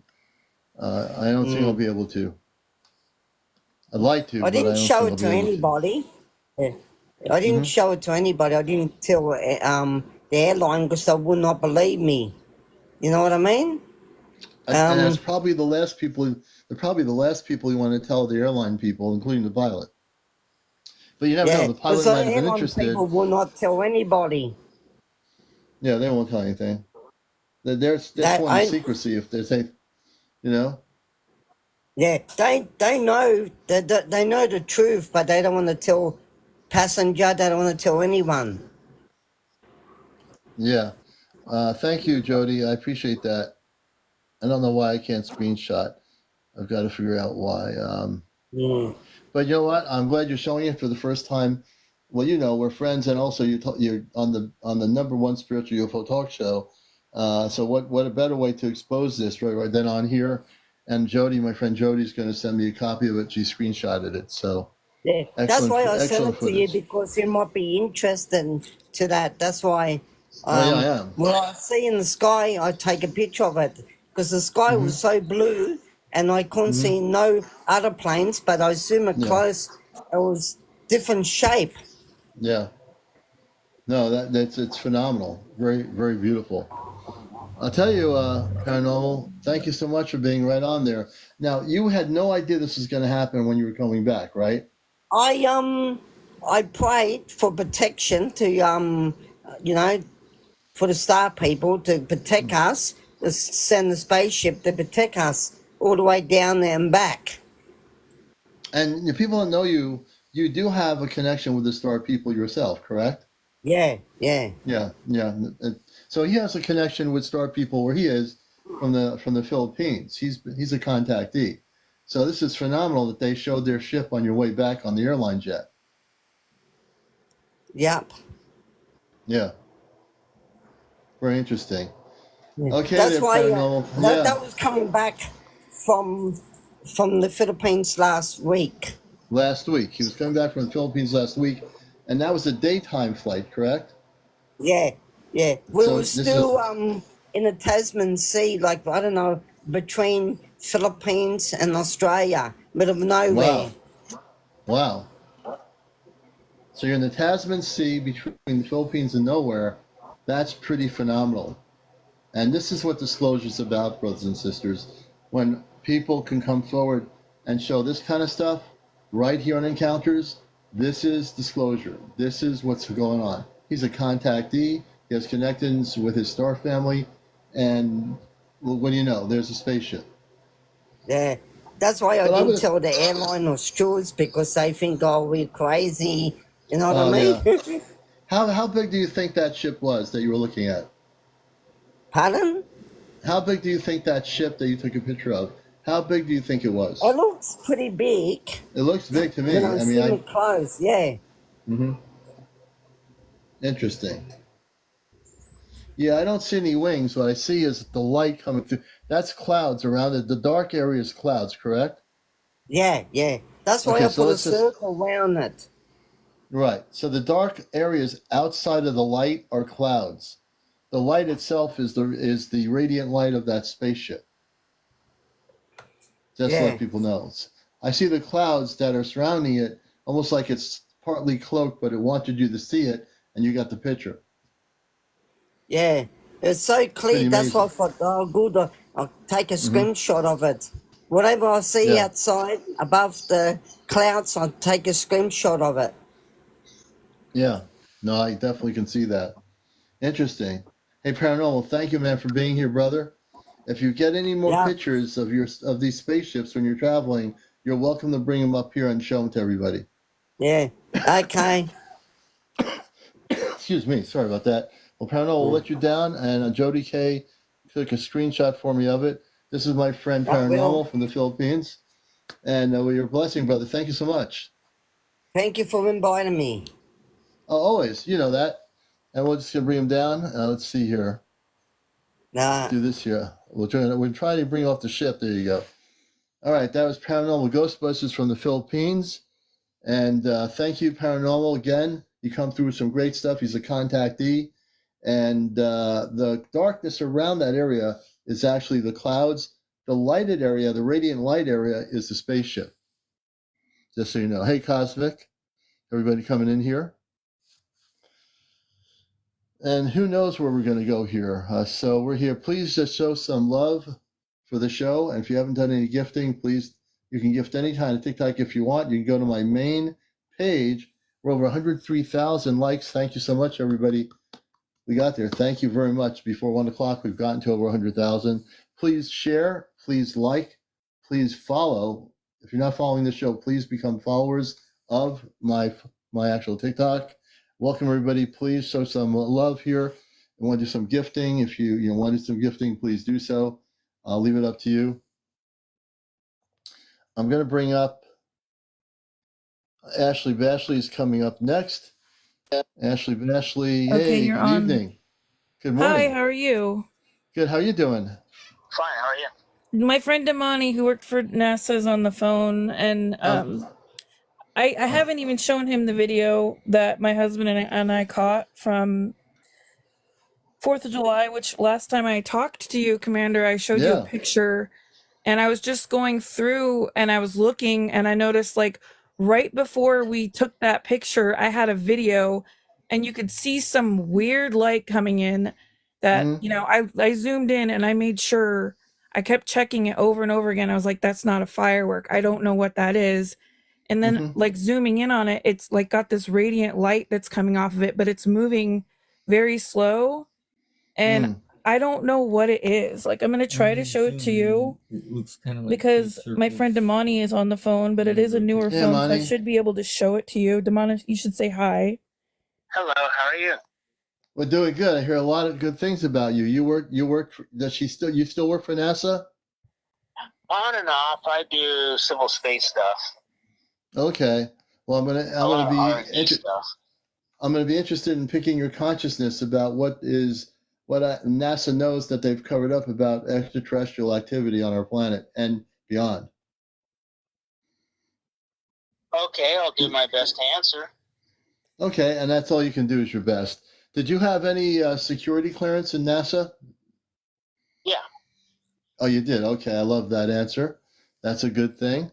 So, you'll get to know that I'm the kind of person that has a great deal of information about the cover-up, about the whole thing of our space people, and everything else that goes on around our international governments regarding not telling people the truth. So, I would assume all the space agencies, including the European Space Agency, knows about the fact that there are beings or space people coming from other planets that have visited Earth. I'm not assuming that you're going to tell me yes or no. I don't want to make that assumption. But I want to get right into it. What do you know? Can you tell us about the ISS space station and when they do their live feeds, there have been documented areas that have been taped where there are unknown objects going in front of the cameras and they cut the feed off. Can you tell us what you might know about that? I don't know too much about it, but I do know that NASA tends not to like sensationalism. Mm-hmm. And pretty much they like to have things straightforward. They always err on the side of caution. And this goes for their work because prior to 1974, when they still were working with the Saturn V, the policies changed when they went to the space shuttle. And they weren't taking as much in the way of chances. Now, historically speaking, they have always kind of kept things under wraps, and you kind of have to have a higher level of clearance to know more. It's just like any kind of organization. I mean, NASA has an intelligence department. Every once in a while, that pops up on Good Planet. You know what I mean? Not Good Planet, but more like USA Jobs. So, everybody has their level of clearance that they work with, and then everything else is based on a need-to-know basis. But typically for the general public, everything is pretty much just basic, straightforward astronomy. Yeah. Well, I mean, because there's nothing to cover up when you're dealing with astronomy straightforward. What you're going to cover up there, that's a topic that's taught in schools, in colleges, and universities. So when you get through the basic thing, and I appreciate your honesty about the basics of astronomy by NASA, what is it that you do know that you can tell us that nobody knows about? Something you've never told publicly, but on this show, because we are about disclosure, and we have had people on in the Department of Defense, a friend of mine who came on our show last year and has been elevated to another level of the DoD with security clearance. What can you tell us that you've never said anywhere publicly regarding what NASA knows about the extraterrestrial intelligence or space people that are coming to Earth? I got the sense and feeling on the need-to-know basis that there's a much higher level of security clearance of people in NASA that are very aware that there's intergalactic travel coming and going from Earth. Would I be incorrect or correct on that? You are correct, but not everything comes in through a spacecraft. Some of that stuff gets stranded here because of what I guess I would call a veil, where the the barrier between our dimension and other dimensions is thin. Sometimes that's natural, and other times it's man-made, and other times just by chance it happens. And then you get beings that get over here and get stranded. Sometimes the DoD will help them get back or interact with them, learn with them. But pretty much most of these beings are pretty much kind of operate on like a prime directive basis. And just to ensure that the government, or I should say that the public at large, doesn't get a hold of them, we'll probably notice a few things, such as how radio signals are always delayed by a few seconds or so. And the reason why that is so that they can cut off the feed if anything should happen.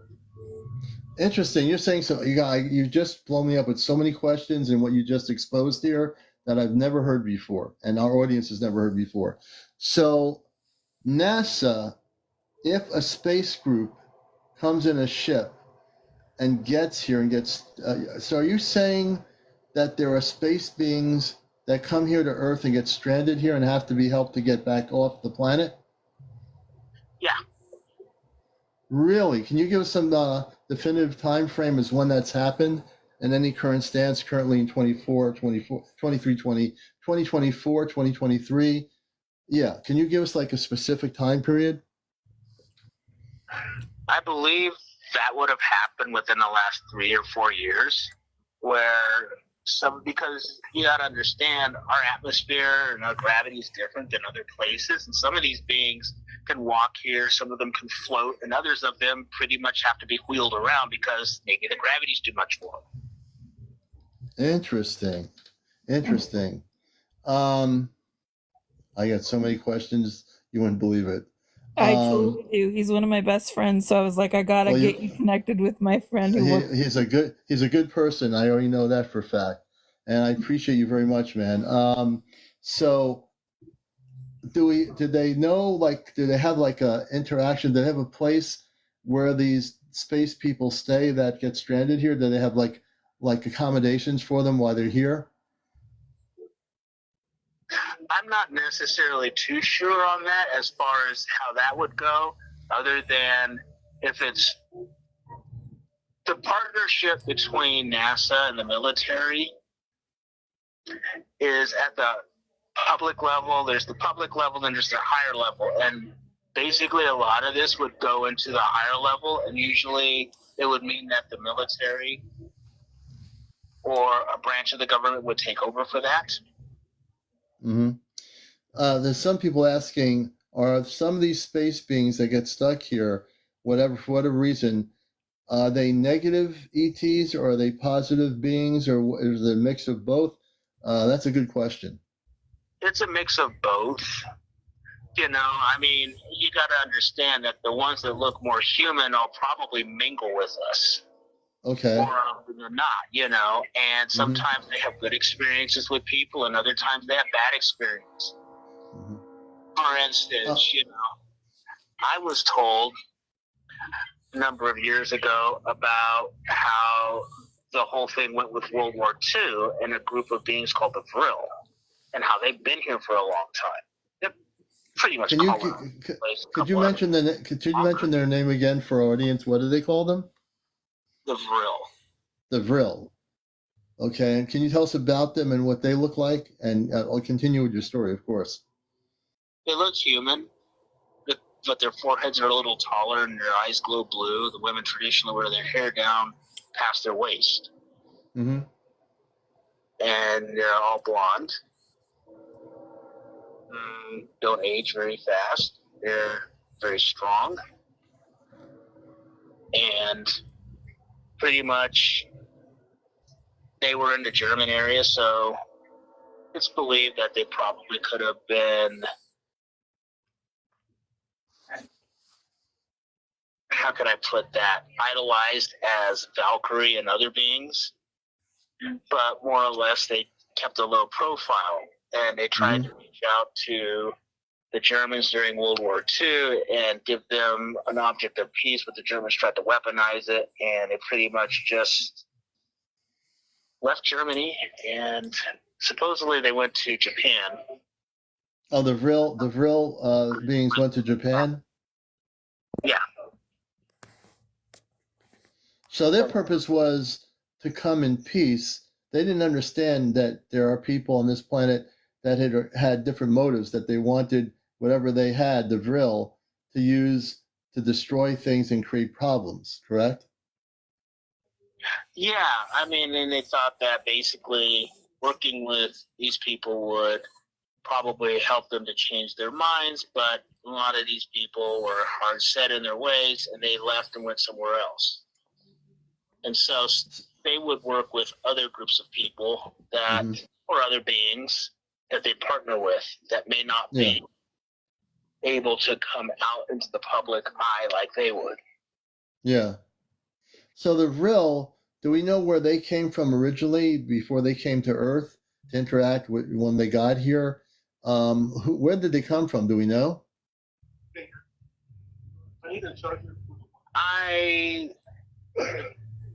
I was told, but I don't remember. I believe it probably was around the Centauri area, but I could be wrong. Okay. Well, we won't hold you to it on that. But I understand that they fly in that Tic Tac ship. Mm-hmm. Yeah, and, they call it Tic Tac or Tic Tac, whatever they call all these terminologies. When in fact, why don't we just call them spaceships? That flies underwater and in the air, and it's the pilots typically they partner with are the Greys. Okay, so this is interesting. Now the Vrel are human, and their purpose, it sounds like they're Palladian. Come again? The Vril, these space beings that look human, they're not partnering with the Zeta. They don't partner with the Zeta, do they? I don't think so. Oh, that's what I'm trying to say. Okay, all right. I just wanted to get a clarification. Now you're mentioning this other group. Can you explain to our audience the other group you're talking about? The Greys? Yeah.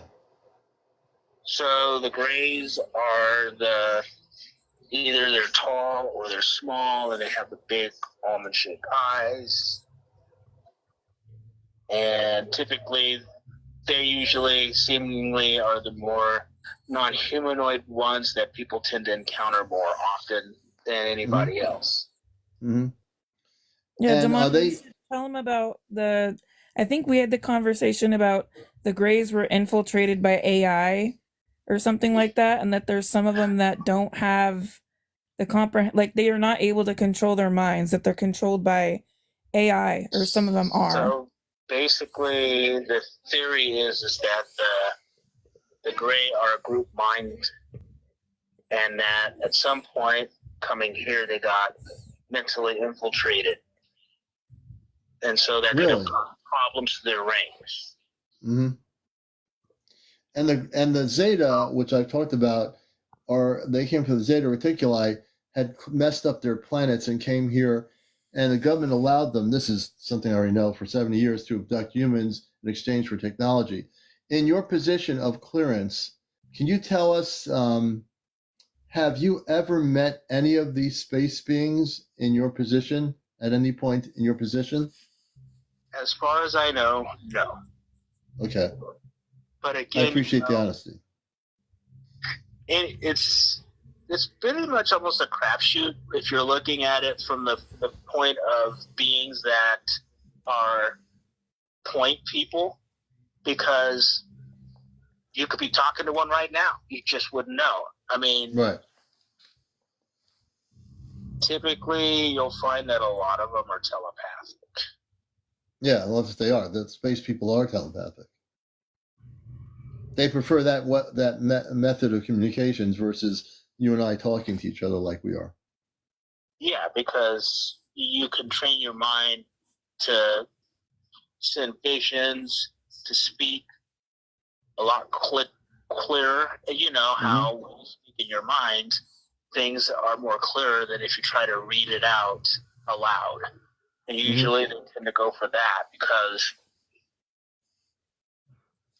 articulation, you kind of lose things when you're transitioning from one medium to the next. There's always that, you know. So for instance, let's say you know how to pronounce a word in French, and you know this, but the second you go to speak it comes out like butter. Right. Not tongue-tied. Maybe you're nervous, maybe you're not, but you see that wouldn't necessarily impact your train of thought if you were to just project it as a thought. Mm-hmm. Mm-hmm. You know, since you work for NASA, has spaceships ever monitored NASA? Meaning, has anything on NASA's radar? Like, for example, NASA's been around a long time. At the NASA space stations where they lift the rockets off, have there ever been documentation of intergalactic type spaceships coming over NASA's location? There have been, and there have been leaks that have come out occasionally from astronauts, which have either recanted their statements or gone forward, or there's documentation. A lot of this tends to be deathbed confessions, though. And sometimes you'll have other government officials come out and say stuff because it really bugs them that the public at large is completely oblivious to what's going on. Right. Which they are, for the most part. You know, you're talking about moon missions where, you know, some of the moon missions go all the way up to Apollo 16 and 17, and then they get classified after that. And then basically after that, they just become folklore because they knew that there were things up there that they wanted to look at, and yet they go up there to look at them. And maybe there might be an accident or two where they cover that stuff up. Right. And then they press on, and then they find out that they're probably not really welcome on the moon. Right. So let me ask you about the moon, because you're with NASA, and I got to go there because now I got somebody that is in NASA talking, that is spilling some beans here, cosmically speaking, folks. So let me talk about the moon. I've always stated, without going on any websites, that the moon is an artificial intergalactic base that was put here millions upon millions of years ago, that the moon is an artificial structure. Can you tell us what you know about what I'm saying? Well, officially, nobody really talks about that because it's sensationalism. But internationally, if I'm talking with people, representatives from other countries, that's a little bit of a different thing. The response is, "Oh, we know what's up there." And so with that international discussion, let's say I'm with the European Space Agency, and you're NASA. I'm the European Space Agency. So we're having an internal conversation about the moon. If I were to say to you, you know, people don't know that the moon's an artificial base, like an intergalactic space station, what's your response to my casual discussion quietly with you? Well, casually, it would be more like the points that we've landed, the points to stay clear from, the points that we know where there's activity at, and the kinds of things that we would encounter while being up there. It would just be casually disclosed as long as the person had a high enough level of clearance. Mm-hmm. And what have we, without all the, you know, there's a lot of people with different opinions on the internet, and I usually don't listen to anyone's opinions that have promoted pro or con about the moon, because I have my own information totally away from all the internet agendas. So the question I have is, on the moon, what is on the surface that we encountered that we ended up not going back to the moon? Can you tell us that? So on the backside of the moon, there were the Apollo 18 to 20 missions, and basically they were doing surveillance. They were doing docking on one mission. They were doing a flyover surveillance on another mission to investigate. And then the last mission, they actually landed on the back of the moon and discovered a large spacecraft that was over 3,000 meters long. And they went aboard it, saw some beings, found one that was decapitated, took the head, and I believe they took another. But without having that level of clearance, it's all hearsay. But when you have people coming forward and saying they were doing this in 76, and you're starting to see some of these things coming out where they knew about ruins on the moon and other things, the moon probably has been here maybe 7,000 to 8,000 years at the most. According to some tribes, that would literally tell you that for a certain period of time, we didn't have a moon, and our climate and weather patterns were totally different. Like the right. So that's my whole thing, is that millions and millions of years ago, it's way older than what people say it is. It's not really old as much as it was put here artificially as an artificial structure by spaceships from a whole different area of the universe. They brought it here because, like you're saying, there was a point, and it's been discussed about us not having an actual moon, and that when we did have a real moon, something happened to it. But this moon is not a real moon. It's an artificial structure. I want to get back to the spaceship thing that they found on the other end of the moon. Can you tell us what they said about what are the beings like that were, you said, decapitated or found on the spaceship? Can you go into that? We'll try to be careful what we say here. I don't want to have a problem. But can you tell us what they looked like? Kind of like a small orange Pacific Islander type person with dark hair, orange skin, and 3 eyes. So they looked human with 3 eyes. Yeah. Interesting. And did they? And were these beings that the ones that were not decapitated? Were there beings that were alive on board this ship? As I'm to understand, it was in a torpor. What's a torpor? A transitional state between being in suspended animation of some sort. Mm-hmm. And so she was hooked to a machine.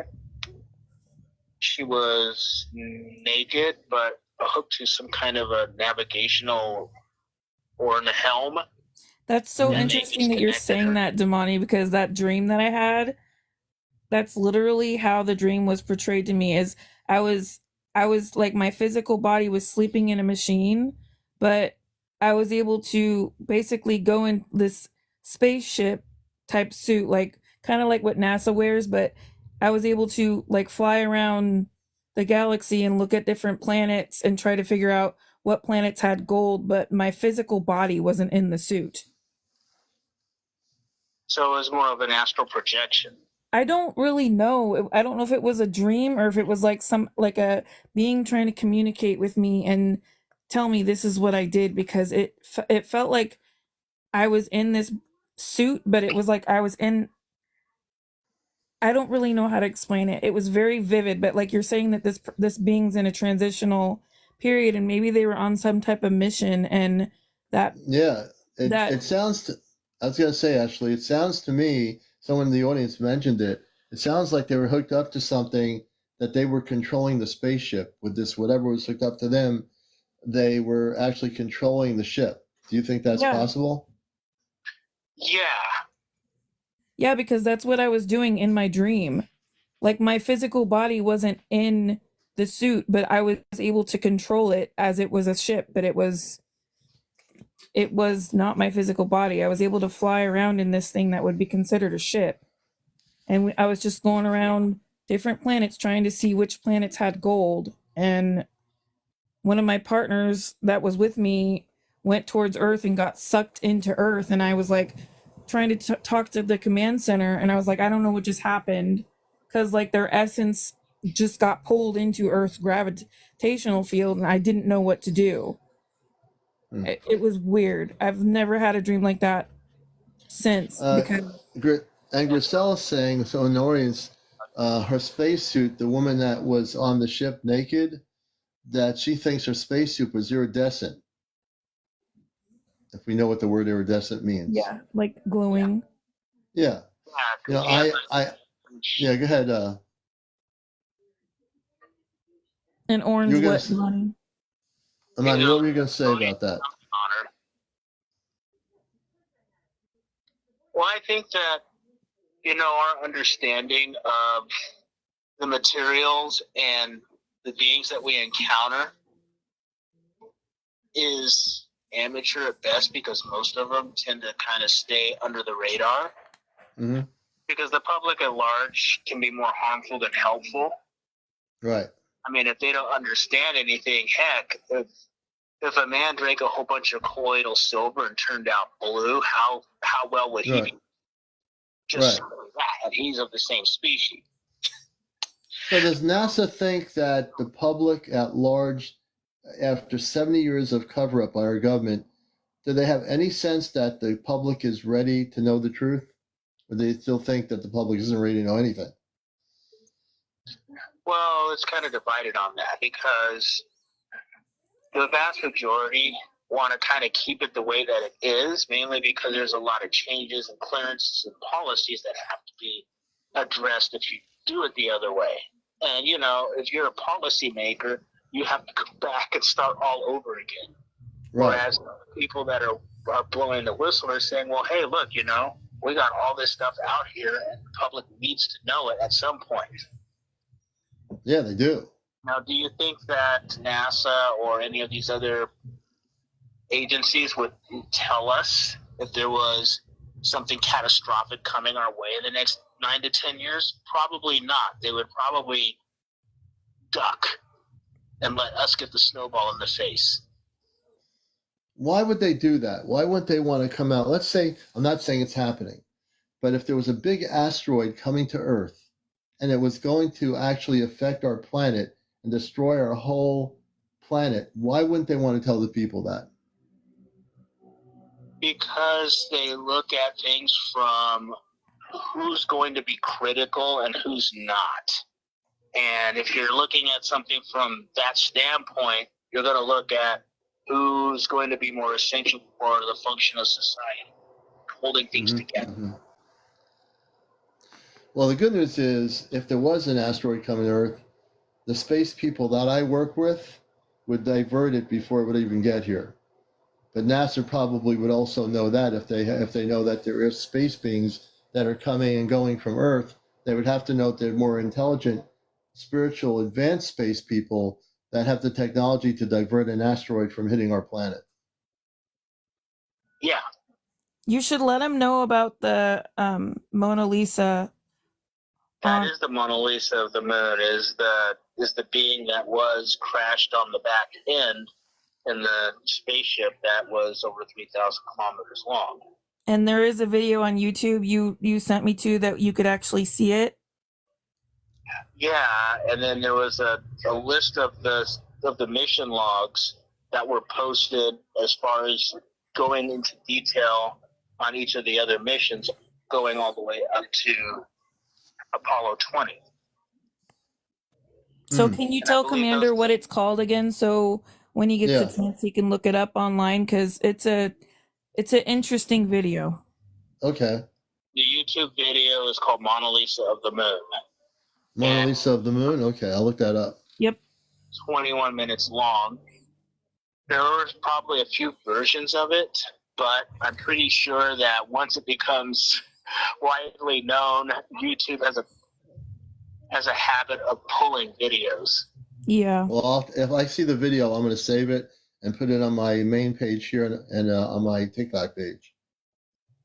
Well, I mean, there was, interestingly enough, for instance, back in 2020, I'm sure you remember the issue that happened in Brazil, where they had 3 different... Your dogs are barking in the background. Yeah, the shop dogs. What happened in Brazil? So then in 2020, or right around the time COVID had started, there was a formation of those orange glowing spheres going in a V formation across the sky in Brazil. And the Brazilian government sent up helicopters, and they shot down one of the lead spacecraft. Really? Okay.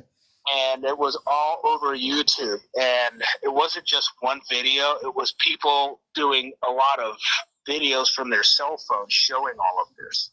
Yep. The spacecraft itself crashed in the forest or in the jungle. That's epic. 2 of the 3 beings died on impact, and the 3rd one was on the run. And the government went after it. And apparently they caught it because there was a video that was floating around for a while that showed this being, it was a gray, walking around behind a cyclone fence and sitting down Indian style. It was sulking. Now, that video disappeared. But if you went to a certain link, you could still pull it up because it was something that was encoded. So was the Zeta on those ships that were blown up? Not sure. Because so we can't say it's Zeta. It could have been any space civilization on those ships. Right. Okay. And, I mean, all those videos that they had of that whole incident while it was going on were up there for probably about 8 months, and then systematically they all started to disappear. Now you can't find a single one of them on YouTube. Really? Why do they do that? Because they don't want people to know the truth. What I find really very discouraging is that the Brazilian government decided on their own, military-wise, to shoot down these spaceships that weren't even attacking anybody in Brazil. They were up in the sky, correct? Yeah, but I mean, there's also been some other things in Brazil where I'd say back in the early 90s, late 80s, a group of women were coming through one of the villages and encountered one of these beings. And it kind of traumatized them because of its appearance. It looked like it looked like a gray, but it had horns and glowing red eyes, and it pointed at them. Yeah. Freaked out. They ran back to the village and started talking about it, and they got ridiculed by the rest of the villagers. Yeah. But they got interviewed, and they kind of did a reenactment of it, but these things have been prowling around over there, so who knows what their responses or reactions. And we're talking, Amani, we're talking about different ETs, so those don't sound like high vibrational beings, but they are definitely extraterrestrial. And I know in South America there's been a lot of documentation of these types of beings being seen in the jungles over the years. Yeah. Yeah. So their response and their reaction may totally be different than ours. Well, actually, maybe not, because, at some point we try to chase them down too. Right. And potentially, if they're friendly or not, they know enough to get out of the way and to keep away from us. Right. Unfortunately, for those ships that were in a formation in Brazil that you talked about just before, they had no chance to do anything because they probably didn't even know they were going to be shot at or chased. No. And probably that's the sad thing, that whether it's the United States government or the Brazilian government, no government has the right to start shooting at spaceships that are doing absolutely nothing but being in the sky and probably observing things on Earth, and all of a sudden they start getting attacked. I mean, that's the way, that's not the way you and I act, but that's certainly the way, obviously, the Brazilian military acted with these particular formation of craft you were just talking about. Right. Yeah, see, there's something wrong with that in terms of the way we respond, And then people say, they talk about these discussions about the ET invasion of Earth. We don't have to worry about the ET invasion of Earth. We're shooting down spaceships in different countries. We're shooting them down, like you just mentioned, in Brazil. We're shooting them down. They're doing nothing to us, but we shoot them down. Here's the video. I'm showing them the video, Damani, that's on YouTube. What's that? The right one. What is that video, Ashley? This is the Mona Lisa of the Moon video that he told me about. Oh, yeah, I saw that. Whereabouts on the moon is that structure? I don't know. It's on the dark side. The dark side? The dark side of the moon. Yeah, I've seen that picture. The moon is conveniently tidal locked, if you know what that term means. It means that the Earth does not spin at the same spin faster than it rotates, so it doesn't rotate around it. One side will always face us, and one side will always face away from us. The side that faces away from us is the side that has the bases, has everything on it, and it's believed that the moon has a layer of silt, sand, pyroclastic dust on it, a metal hull, and then a series of caves underneath it. Mm-hmm. Now, what we're seeing here, the Mona Lisa picture, is that an active base on the surface of the moon by extraterrestrial intelligence? No, that would have been a crashed spacecraft. That's a crashed spacecraft. A crashed spacecraft. Okay, thank you. What's good for you tomorrow? Hold on just a second. Yeah, it's like a 28-minute video, but that's okay. This is what the video playing so far. Wow, pretty interesting. So, folks, what you're listening at here, our viewers, Amani from NASA's with us. We're seeing a video that I think YouTube took off, the It's Mona still Lisa on it. video. It's still on it? Oh, it's still there? Okay. Of course, it's called, on here, it's called Alien Girl Mona Lisa of Apollo 20. All right, so this is an extraterrestrial spaceship that crashed on the moon, correct? Yeah, it's roughly, that's the one that's over 3,000 meters long. Wow. That's amazing. And is that also the craft you're... Go ahead. What it looks like is a lumpy long cigar. Or if it looked like something from Star Wars, it would look like a stretched out Mon Calamari cruiser. Mm-hmm. Is that the ship where they found the woman that was naked? Yes. So the ship crashed. It's huge, and there's a woman inside the craft that is hooked up to some sort of mechanism, probably controlling the craft itself. That's Correct. my speculation. Okay. Yeah. Now when that crash was recorded, do they know when that spaceship crashed on the moon? It should go faster. Does anybody know? A long time ago, they assume. They assume, okay. But the woman was still alive. The woman that you talked about, she was in stasis, meaning she was alive, but she was in stasis, correct? That's what they believe, or to the best of their understanding. Mm-hmm.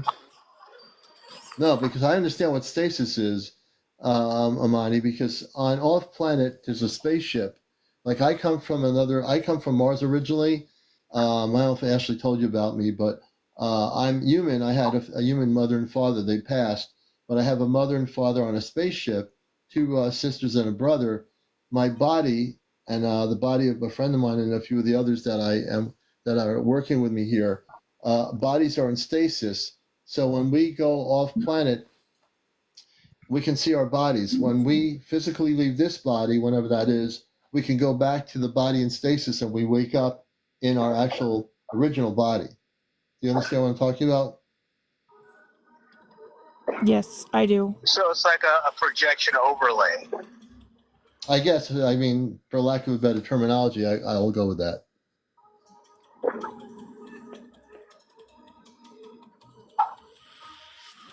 Yeah, and so basically, supposedly they took the severed head of one, and then they took the other one back for storage examination or whatever they were going to do. Right. So Amani, when the spaceship crashed, one of them, unfortunately, its whole body, the head got severed in the crash. They took the head back to examine it, correct? Yes. Okay. So who has the head now? NASA, the government? Who has the head of that? Probably the government somewhere and I mean, there's a lot of rabbit holes one can go down with that. And, you know, some of the suppression places that one could talk about, if you look all over YouTube or the radio, names like the Smithsonian will come up and other branches and other bases and other locations that may be public and may not be. Mm-hmm. Interesting. I definitely appreciate you being here. It's now 1:00 in the morning. I said I'd do a 2-hour show. Monty, we're going to have you back as our NASA contact.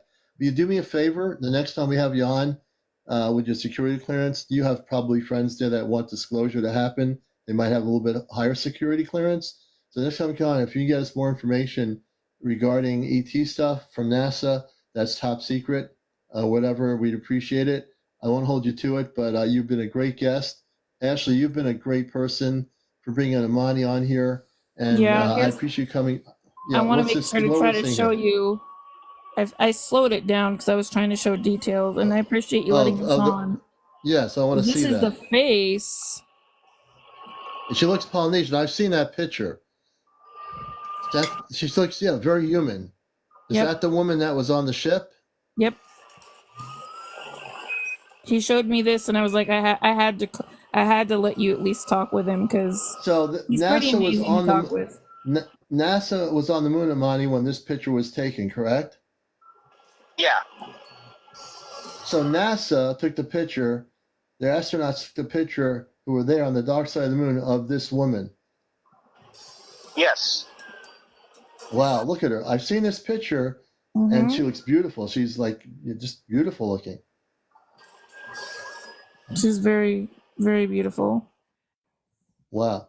And where'd you get that video from, Ashley? So this is YouTube, and here's more of her. Like, she's got something hooked up to her. Can you tell us, Amani, what that whole thing is?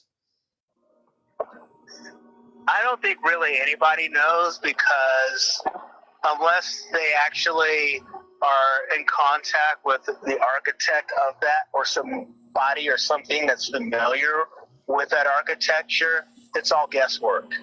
Yeah, we don't want to guess, but there is something hooked up to her. It looks like some sort of apparatus. Yeah, it's and I believe that would be some kind of a control mechanism for that craft. Yeah. So when she was alive, she would have, before it crashed, been wearing this outfit and through her consciousness, with the technology, she would control the ship.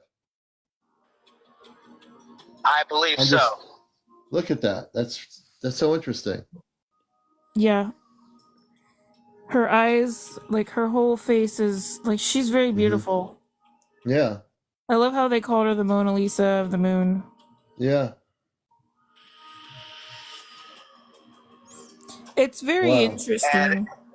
And first impressions are always the biggest and most important. And when you go across and raid somebody's craft and then desecrate stuff, it's probably not going to leave a good image for everybody else that's watching. Right. And there are other people watching, I'm sure. I would suspect that her civilization, whoever they are, knew when they knew that spaceship crashed on the surface of the moon. There had to have been some sort of transmission that we crashed. Here we are. Well, there's the writing. This is obviously the writing that no one can decipher. It's probably going to take a long time for somebody to try to decipher whatever that says. Yeah. Rumor has it that that's ancient Hebrew. Really? Again, they're saying, and Amani's using the word rumor, so we can't know that for sure. Mm-hmm. Right. It even looks like it's dated, just looking at the way that they're writing. My friend Ashley says our friend April, when she was on her spaceship, she's a commander with the Ashtar Command. When she controlled the ship that she was in with her mind, she went to Saturn. We have a friend named April Amani, who's with the Ashtar Command, myself, and we're going to be going off planet in less than a year. We're going to be taken through wherever we are. There's 5 of us, and they're going to create a rift. If you know what the term rift means, they'll come into my house, and I'll be in the ship in 2 seconds. Yeah, I've gone on ships a couple times, but it's usually when I'm asleep, and I don't really know how else to explain it. Like when I'm sleeping, I usually can travel, and I usually have interesting dreams. Yeah, her face is beautiful. Working really hard. Are you in REM sleep when that happens? I usually have to do serious meditation in order to even be able to be mentally able to control my thoughts and get to that state. Okay. Otherwise, I have a hard time. I've been working really hard on it the last few weeks, just trying to figure out what it is that I need to do, and it's a lot of work.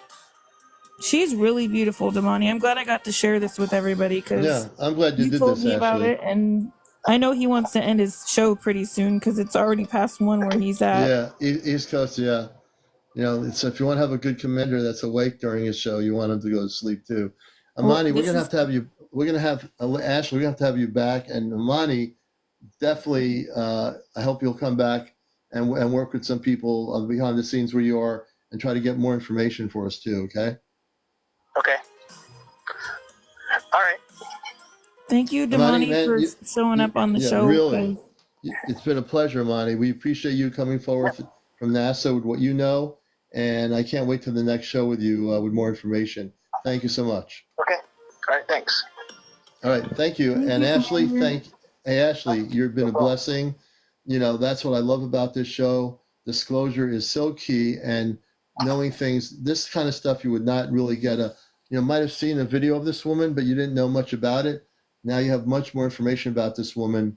I know more about her now that she was in that ship that crashed the Mona Lisa, that they called the Mona Lisa, and that is amazing.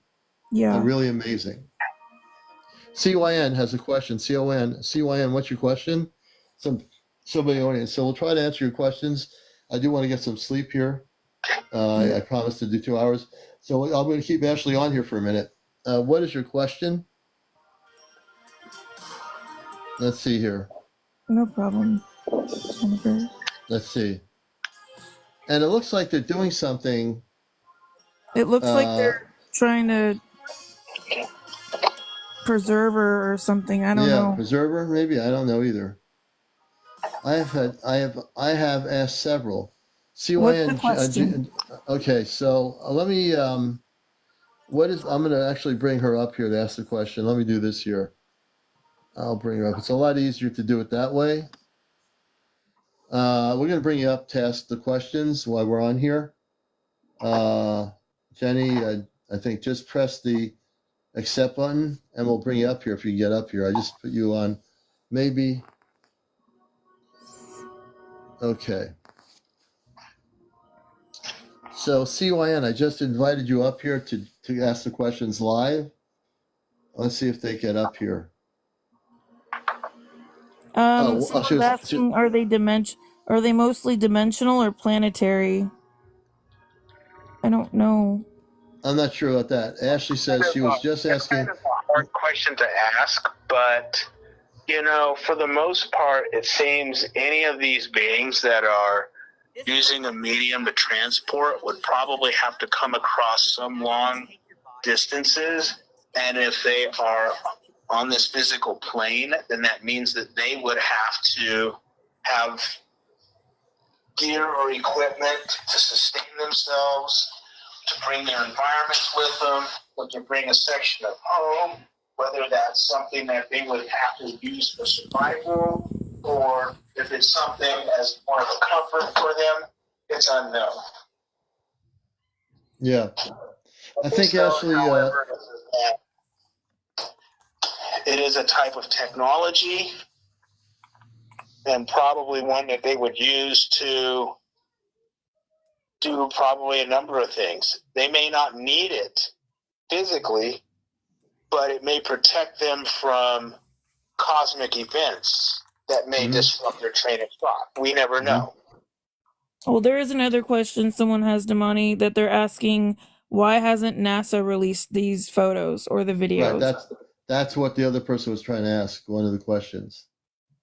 So then that video was leaked by one of the Apollo 18 or 20 astronauts. Really? That's what was stated, was all of that activity. And so that was their disclosure from their 1976 mission. Right. And does anybody know, before we sign off the show for tonight, we're on at 11 to 1, 11 o'clock nightly. This show is being recorded. I do have a YouTube channel, Ashtar Command Spaceship News. I'll say it again, Ashtar Command Spaceship News. So all 321 of you can check out that channel. All our shows are put on YouTube. If you missed part of the show, you'll see the whole show on my YouTube channel, Astro Command Spaceship News. Do we have any idea, before we go, how that spaceship crashed on the moon? None, because it was there for a long time, long before we got there. And so there could have been a number of factors that could have happened. Mm-hmm. You know, I mean, I guess you would have to kind of consider it like one of our sailing barges coming in and being in an area that's unfamiliar with probably issues with our sun or treacherous things. I mean, think about what happened at Roswell. Yeah. And they had that electric storm. And a lot of those ships, as we know, pretty much run on electromagnetic fields that are very powerful. And they run along ley lines. And every once in a while, if there's a really nasty storm, it can disrupt that. We don't know. Perhaps a solar storm, perhaps something else. Could have caused it to crash. Yeah. Well, it was supposedly stated that Roswell, from somebody on the inside told me, they used some sort of scalar technology to shoot it down. And then we shot down 2 or 3 other craft during 1947 in that region that were retrieved. I was told this years ago by somebody on the inside.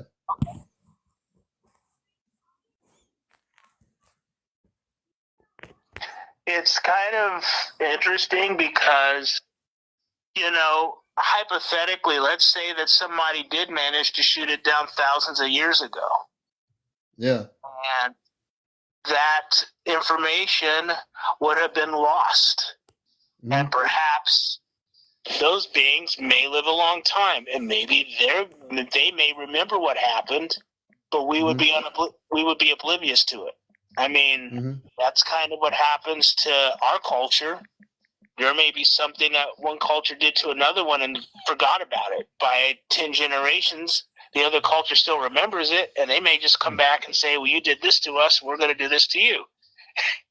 So they catch them off guard. So, I mean, we don't know. Now, do you think, I have one more question, then we're going to call it a night here. On the ancient ship that was crashed on the moon, we don't know how many people, space people, were on that ship. We only know what we're seeing in the video. Thank God that Ashley showed us of the woman. Was there? And this is speculation, so I don't know the answer. But if it crashed, you think it would have sent out a transmission to its home planet that we crashed on the moon? We have some people that are alive here. Come and get us. Is that possible at all that happened? I mean, I'm not asking you to know the answer, because we're living in 2024. Perhaps, because ironically enough, I was listening to a documentary and it was talking about those missions and talking about the astronauts that explored that ship. And what they were talking about was that there were a lot of beings on that ship beyond the one that was connected to the pilot helm and then the one that was decapitated. There were other beings throughout the ship, but they were all in tubes. Yeah, they were in tubes. And this was an interesting documentary, and it was going into that. I may have that documentary, and I can probably send it to Ashley. If you do that, that'd be great. Now, when you say they were in tubes, are you saying the ones that were not decapitated, the full bodies were in these tubes? Yes, throughout the ship. So do you think they were in stasis? Perhaps. You know what stasis is, right? Yeah. Okay. Interesting. I can go on forever, but I'm going to stop myself right now. We can try to schedule to talk like once a week if you want to. We just got to work on it. We should do this. Let's work this out, and we'll have you on as a guest once a week, and we'll have disclosure from NASA, we'll call it, and let's do that. I'm willing to do that. How about you, Amani? All right. All right. We got an agreement here. Good. Hey, Ashley, thank you. You've been a blessing. I want to thank everybody for viewing the show. Please follow us. Everybody follow this show. Follow me. in order to follow the show. And thank you. We have 122,000 likes.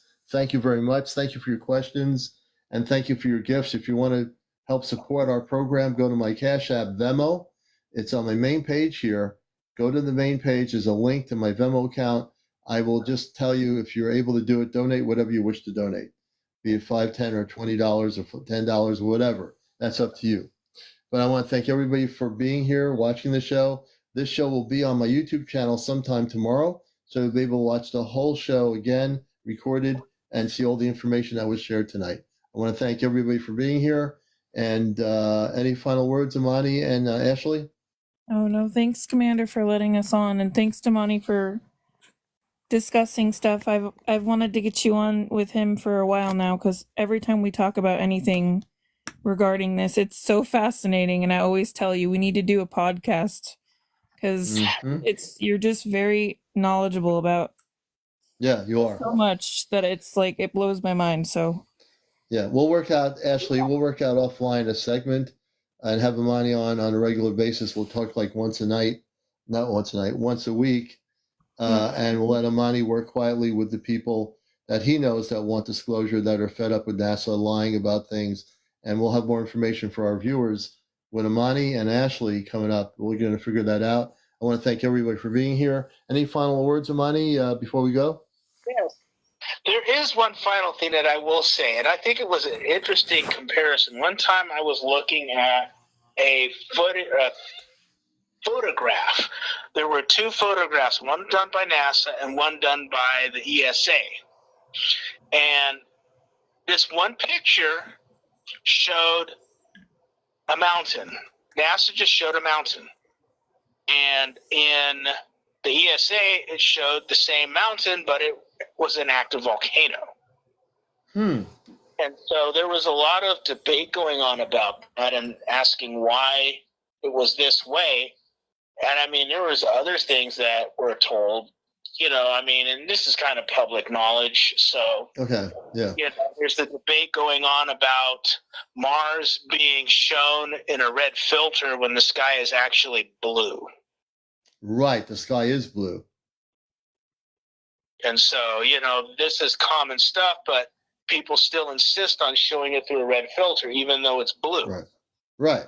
So what does that say Absolutely about true. us? Yeah.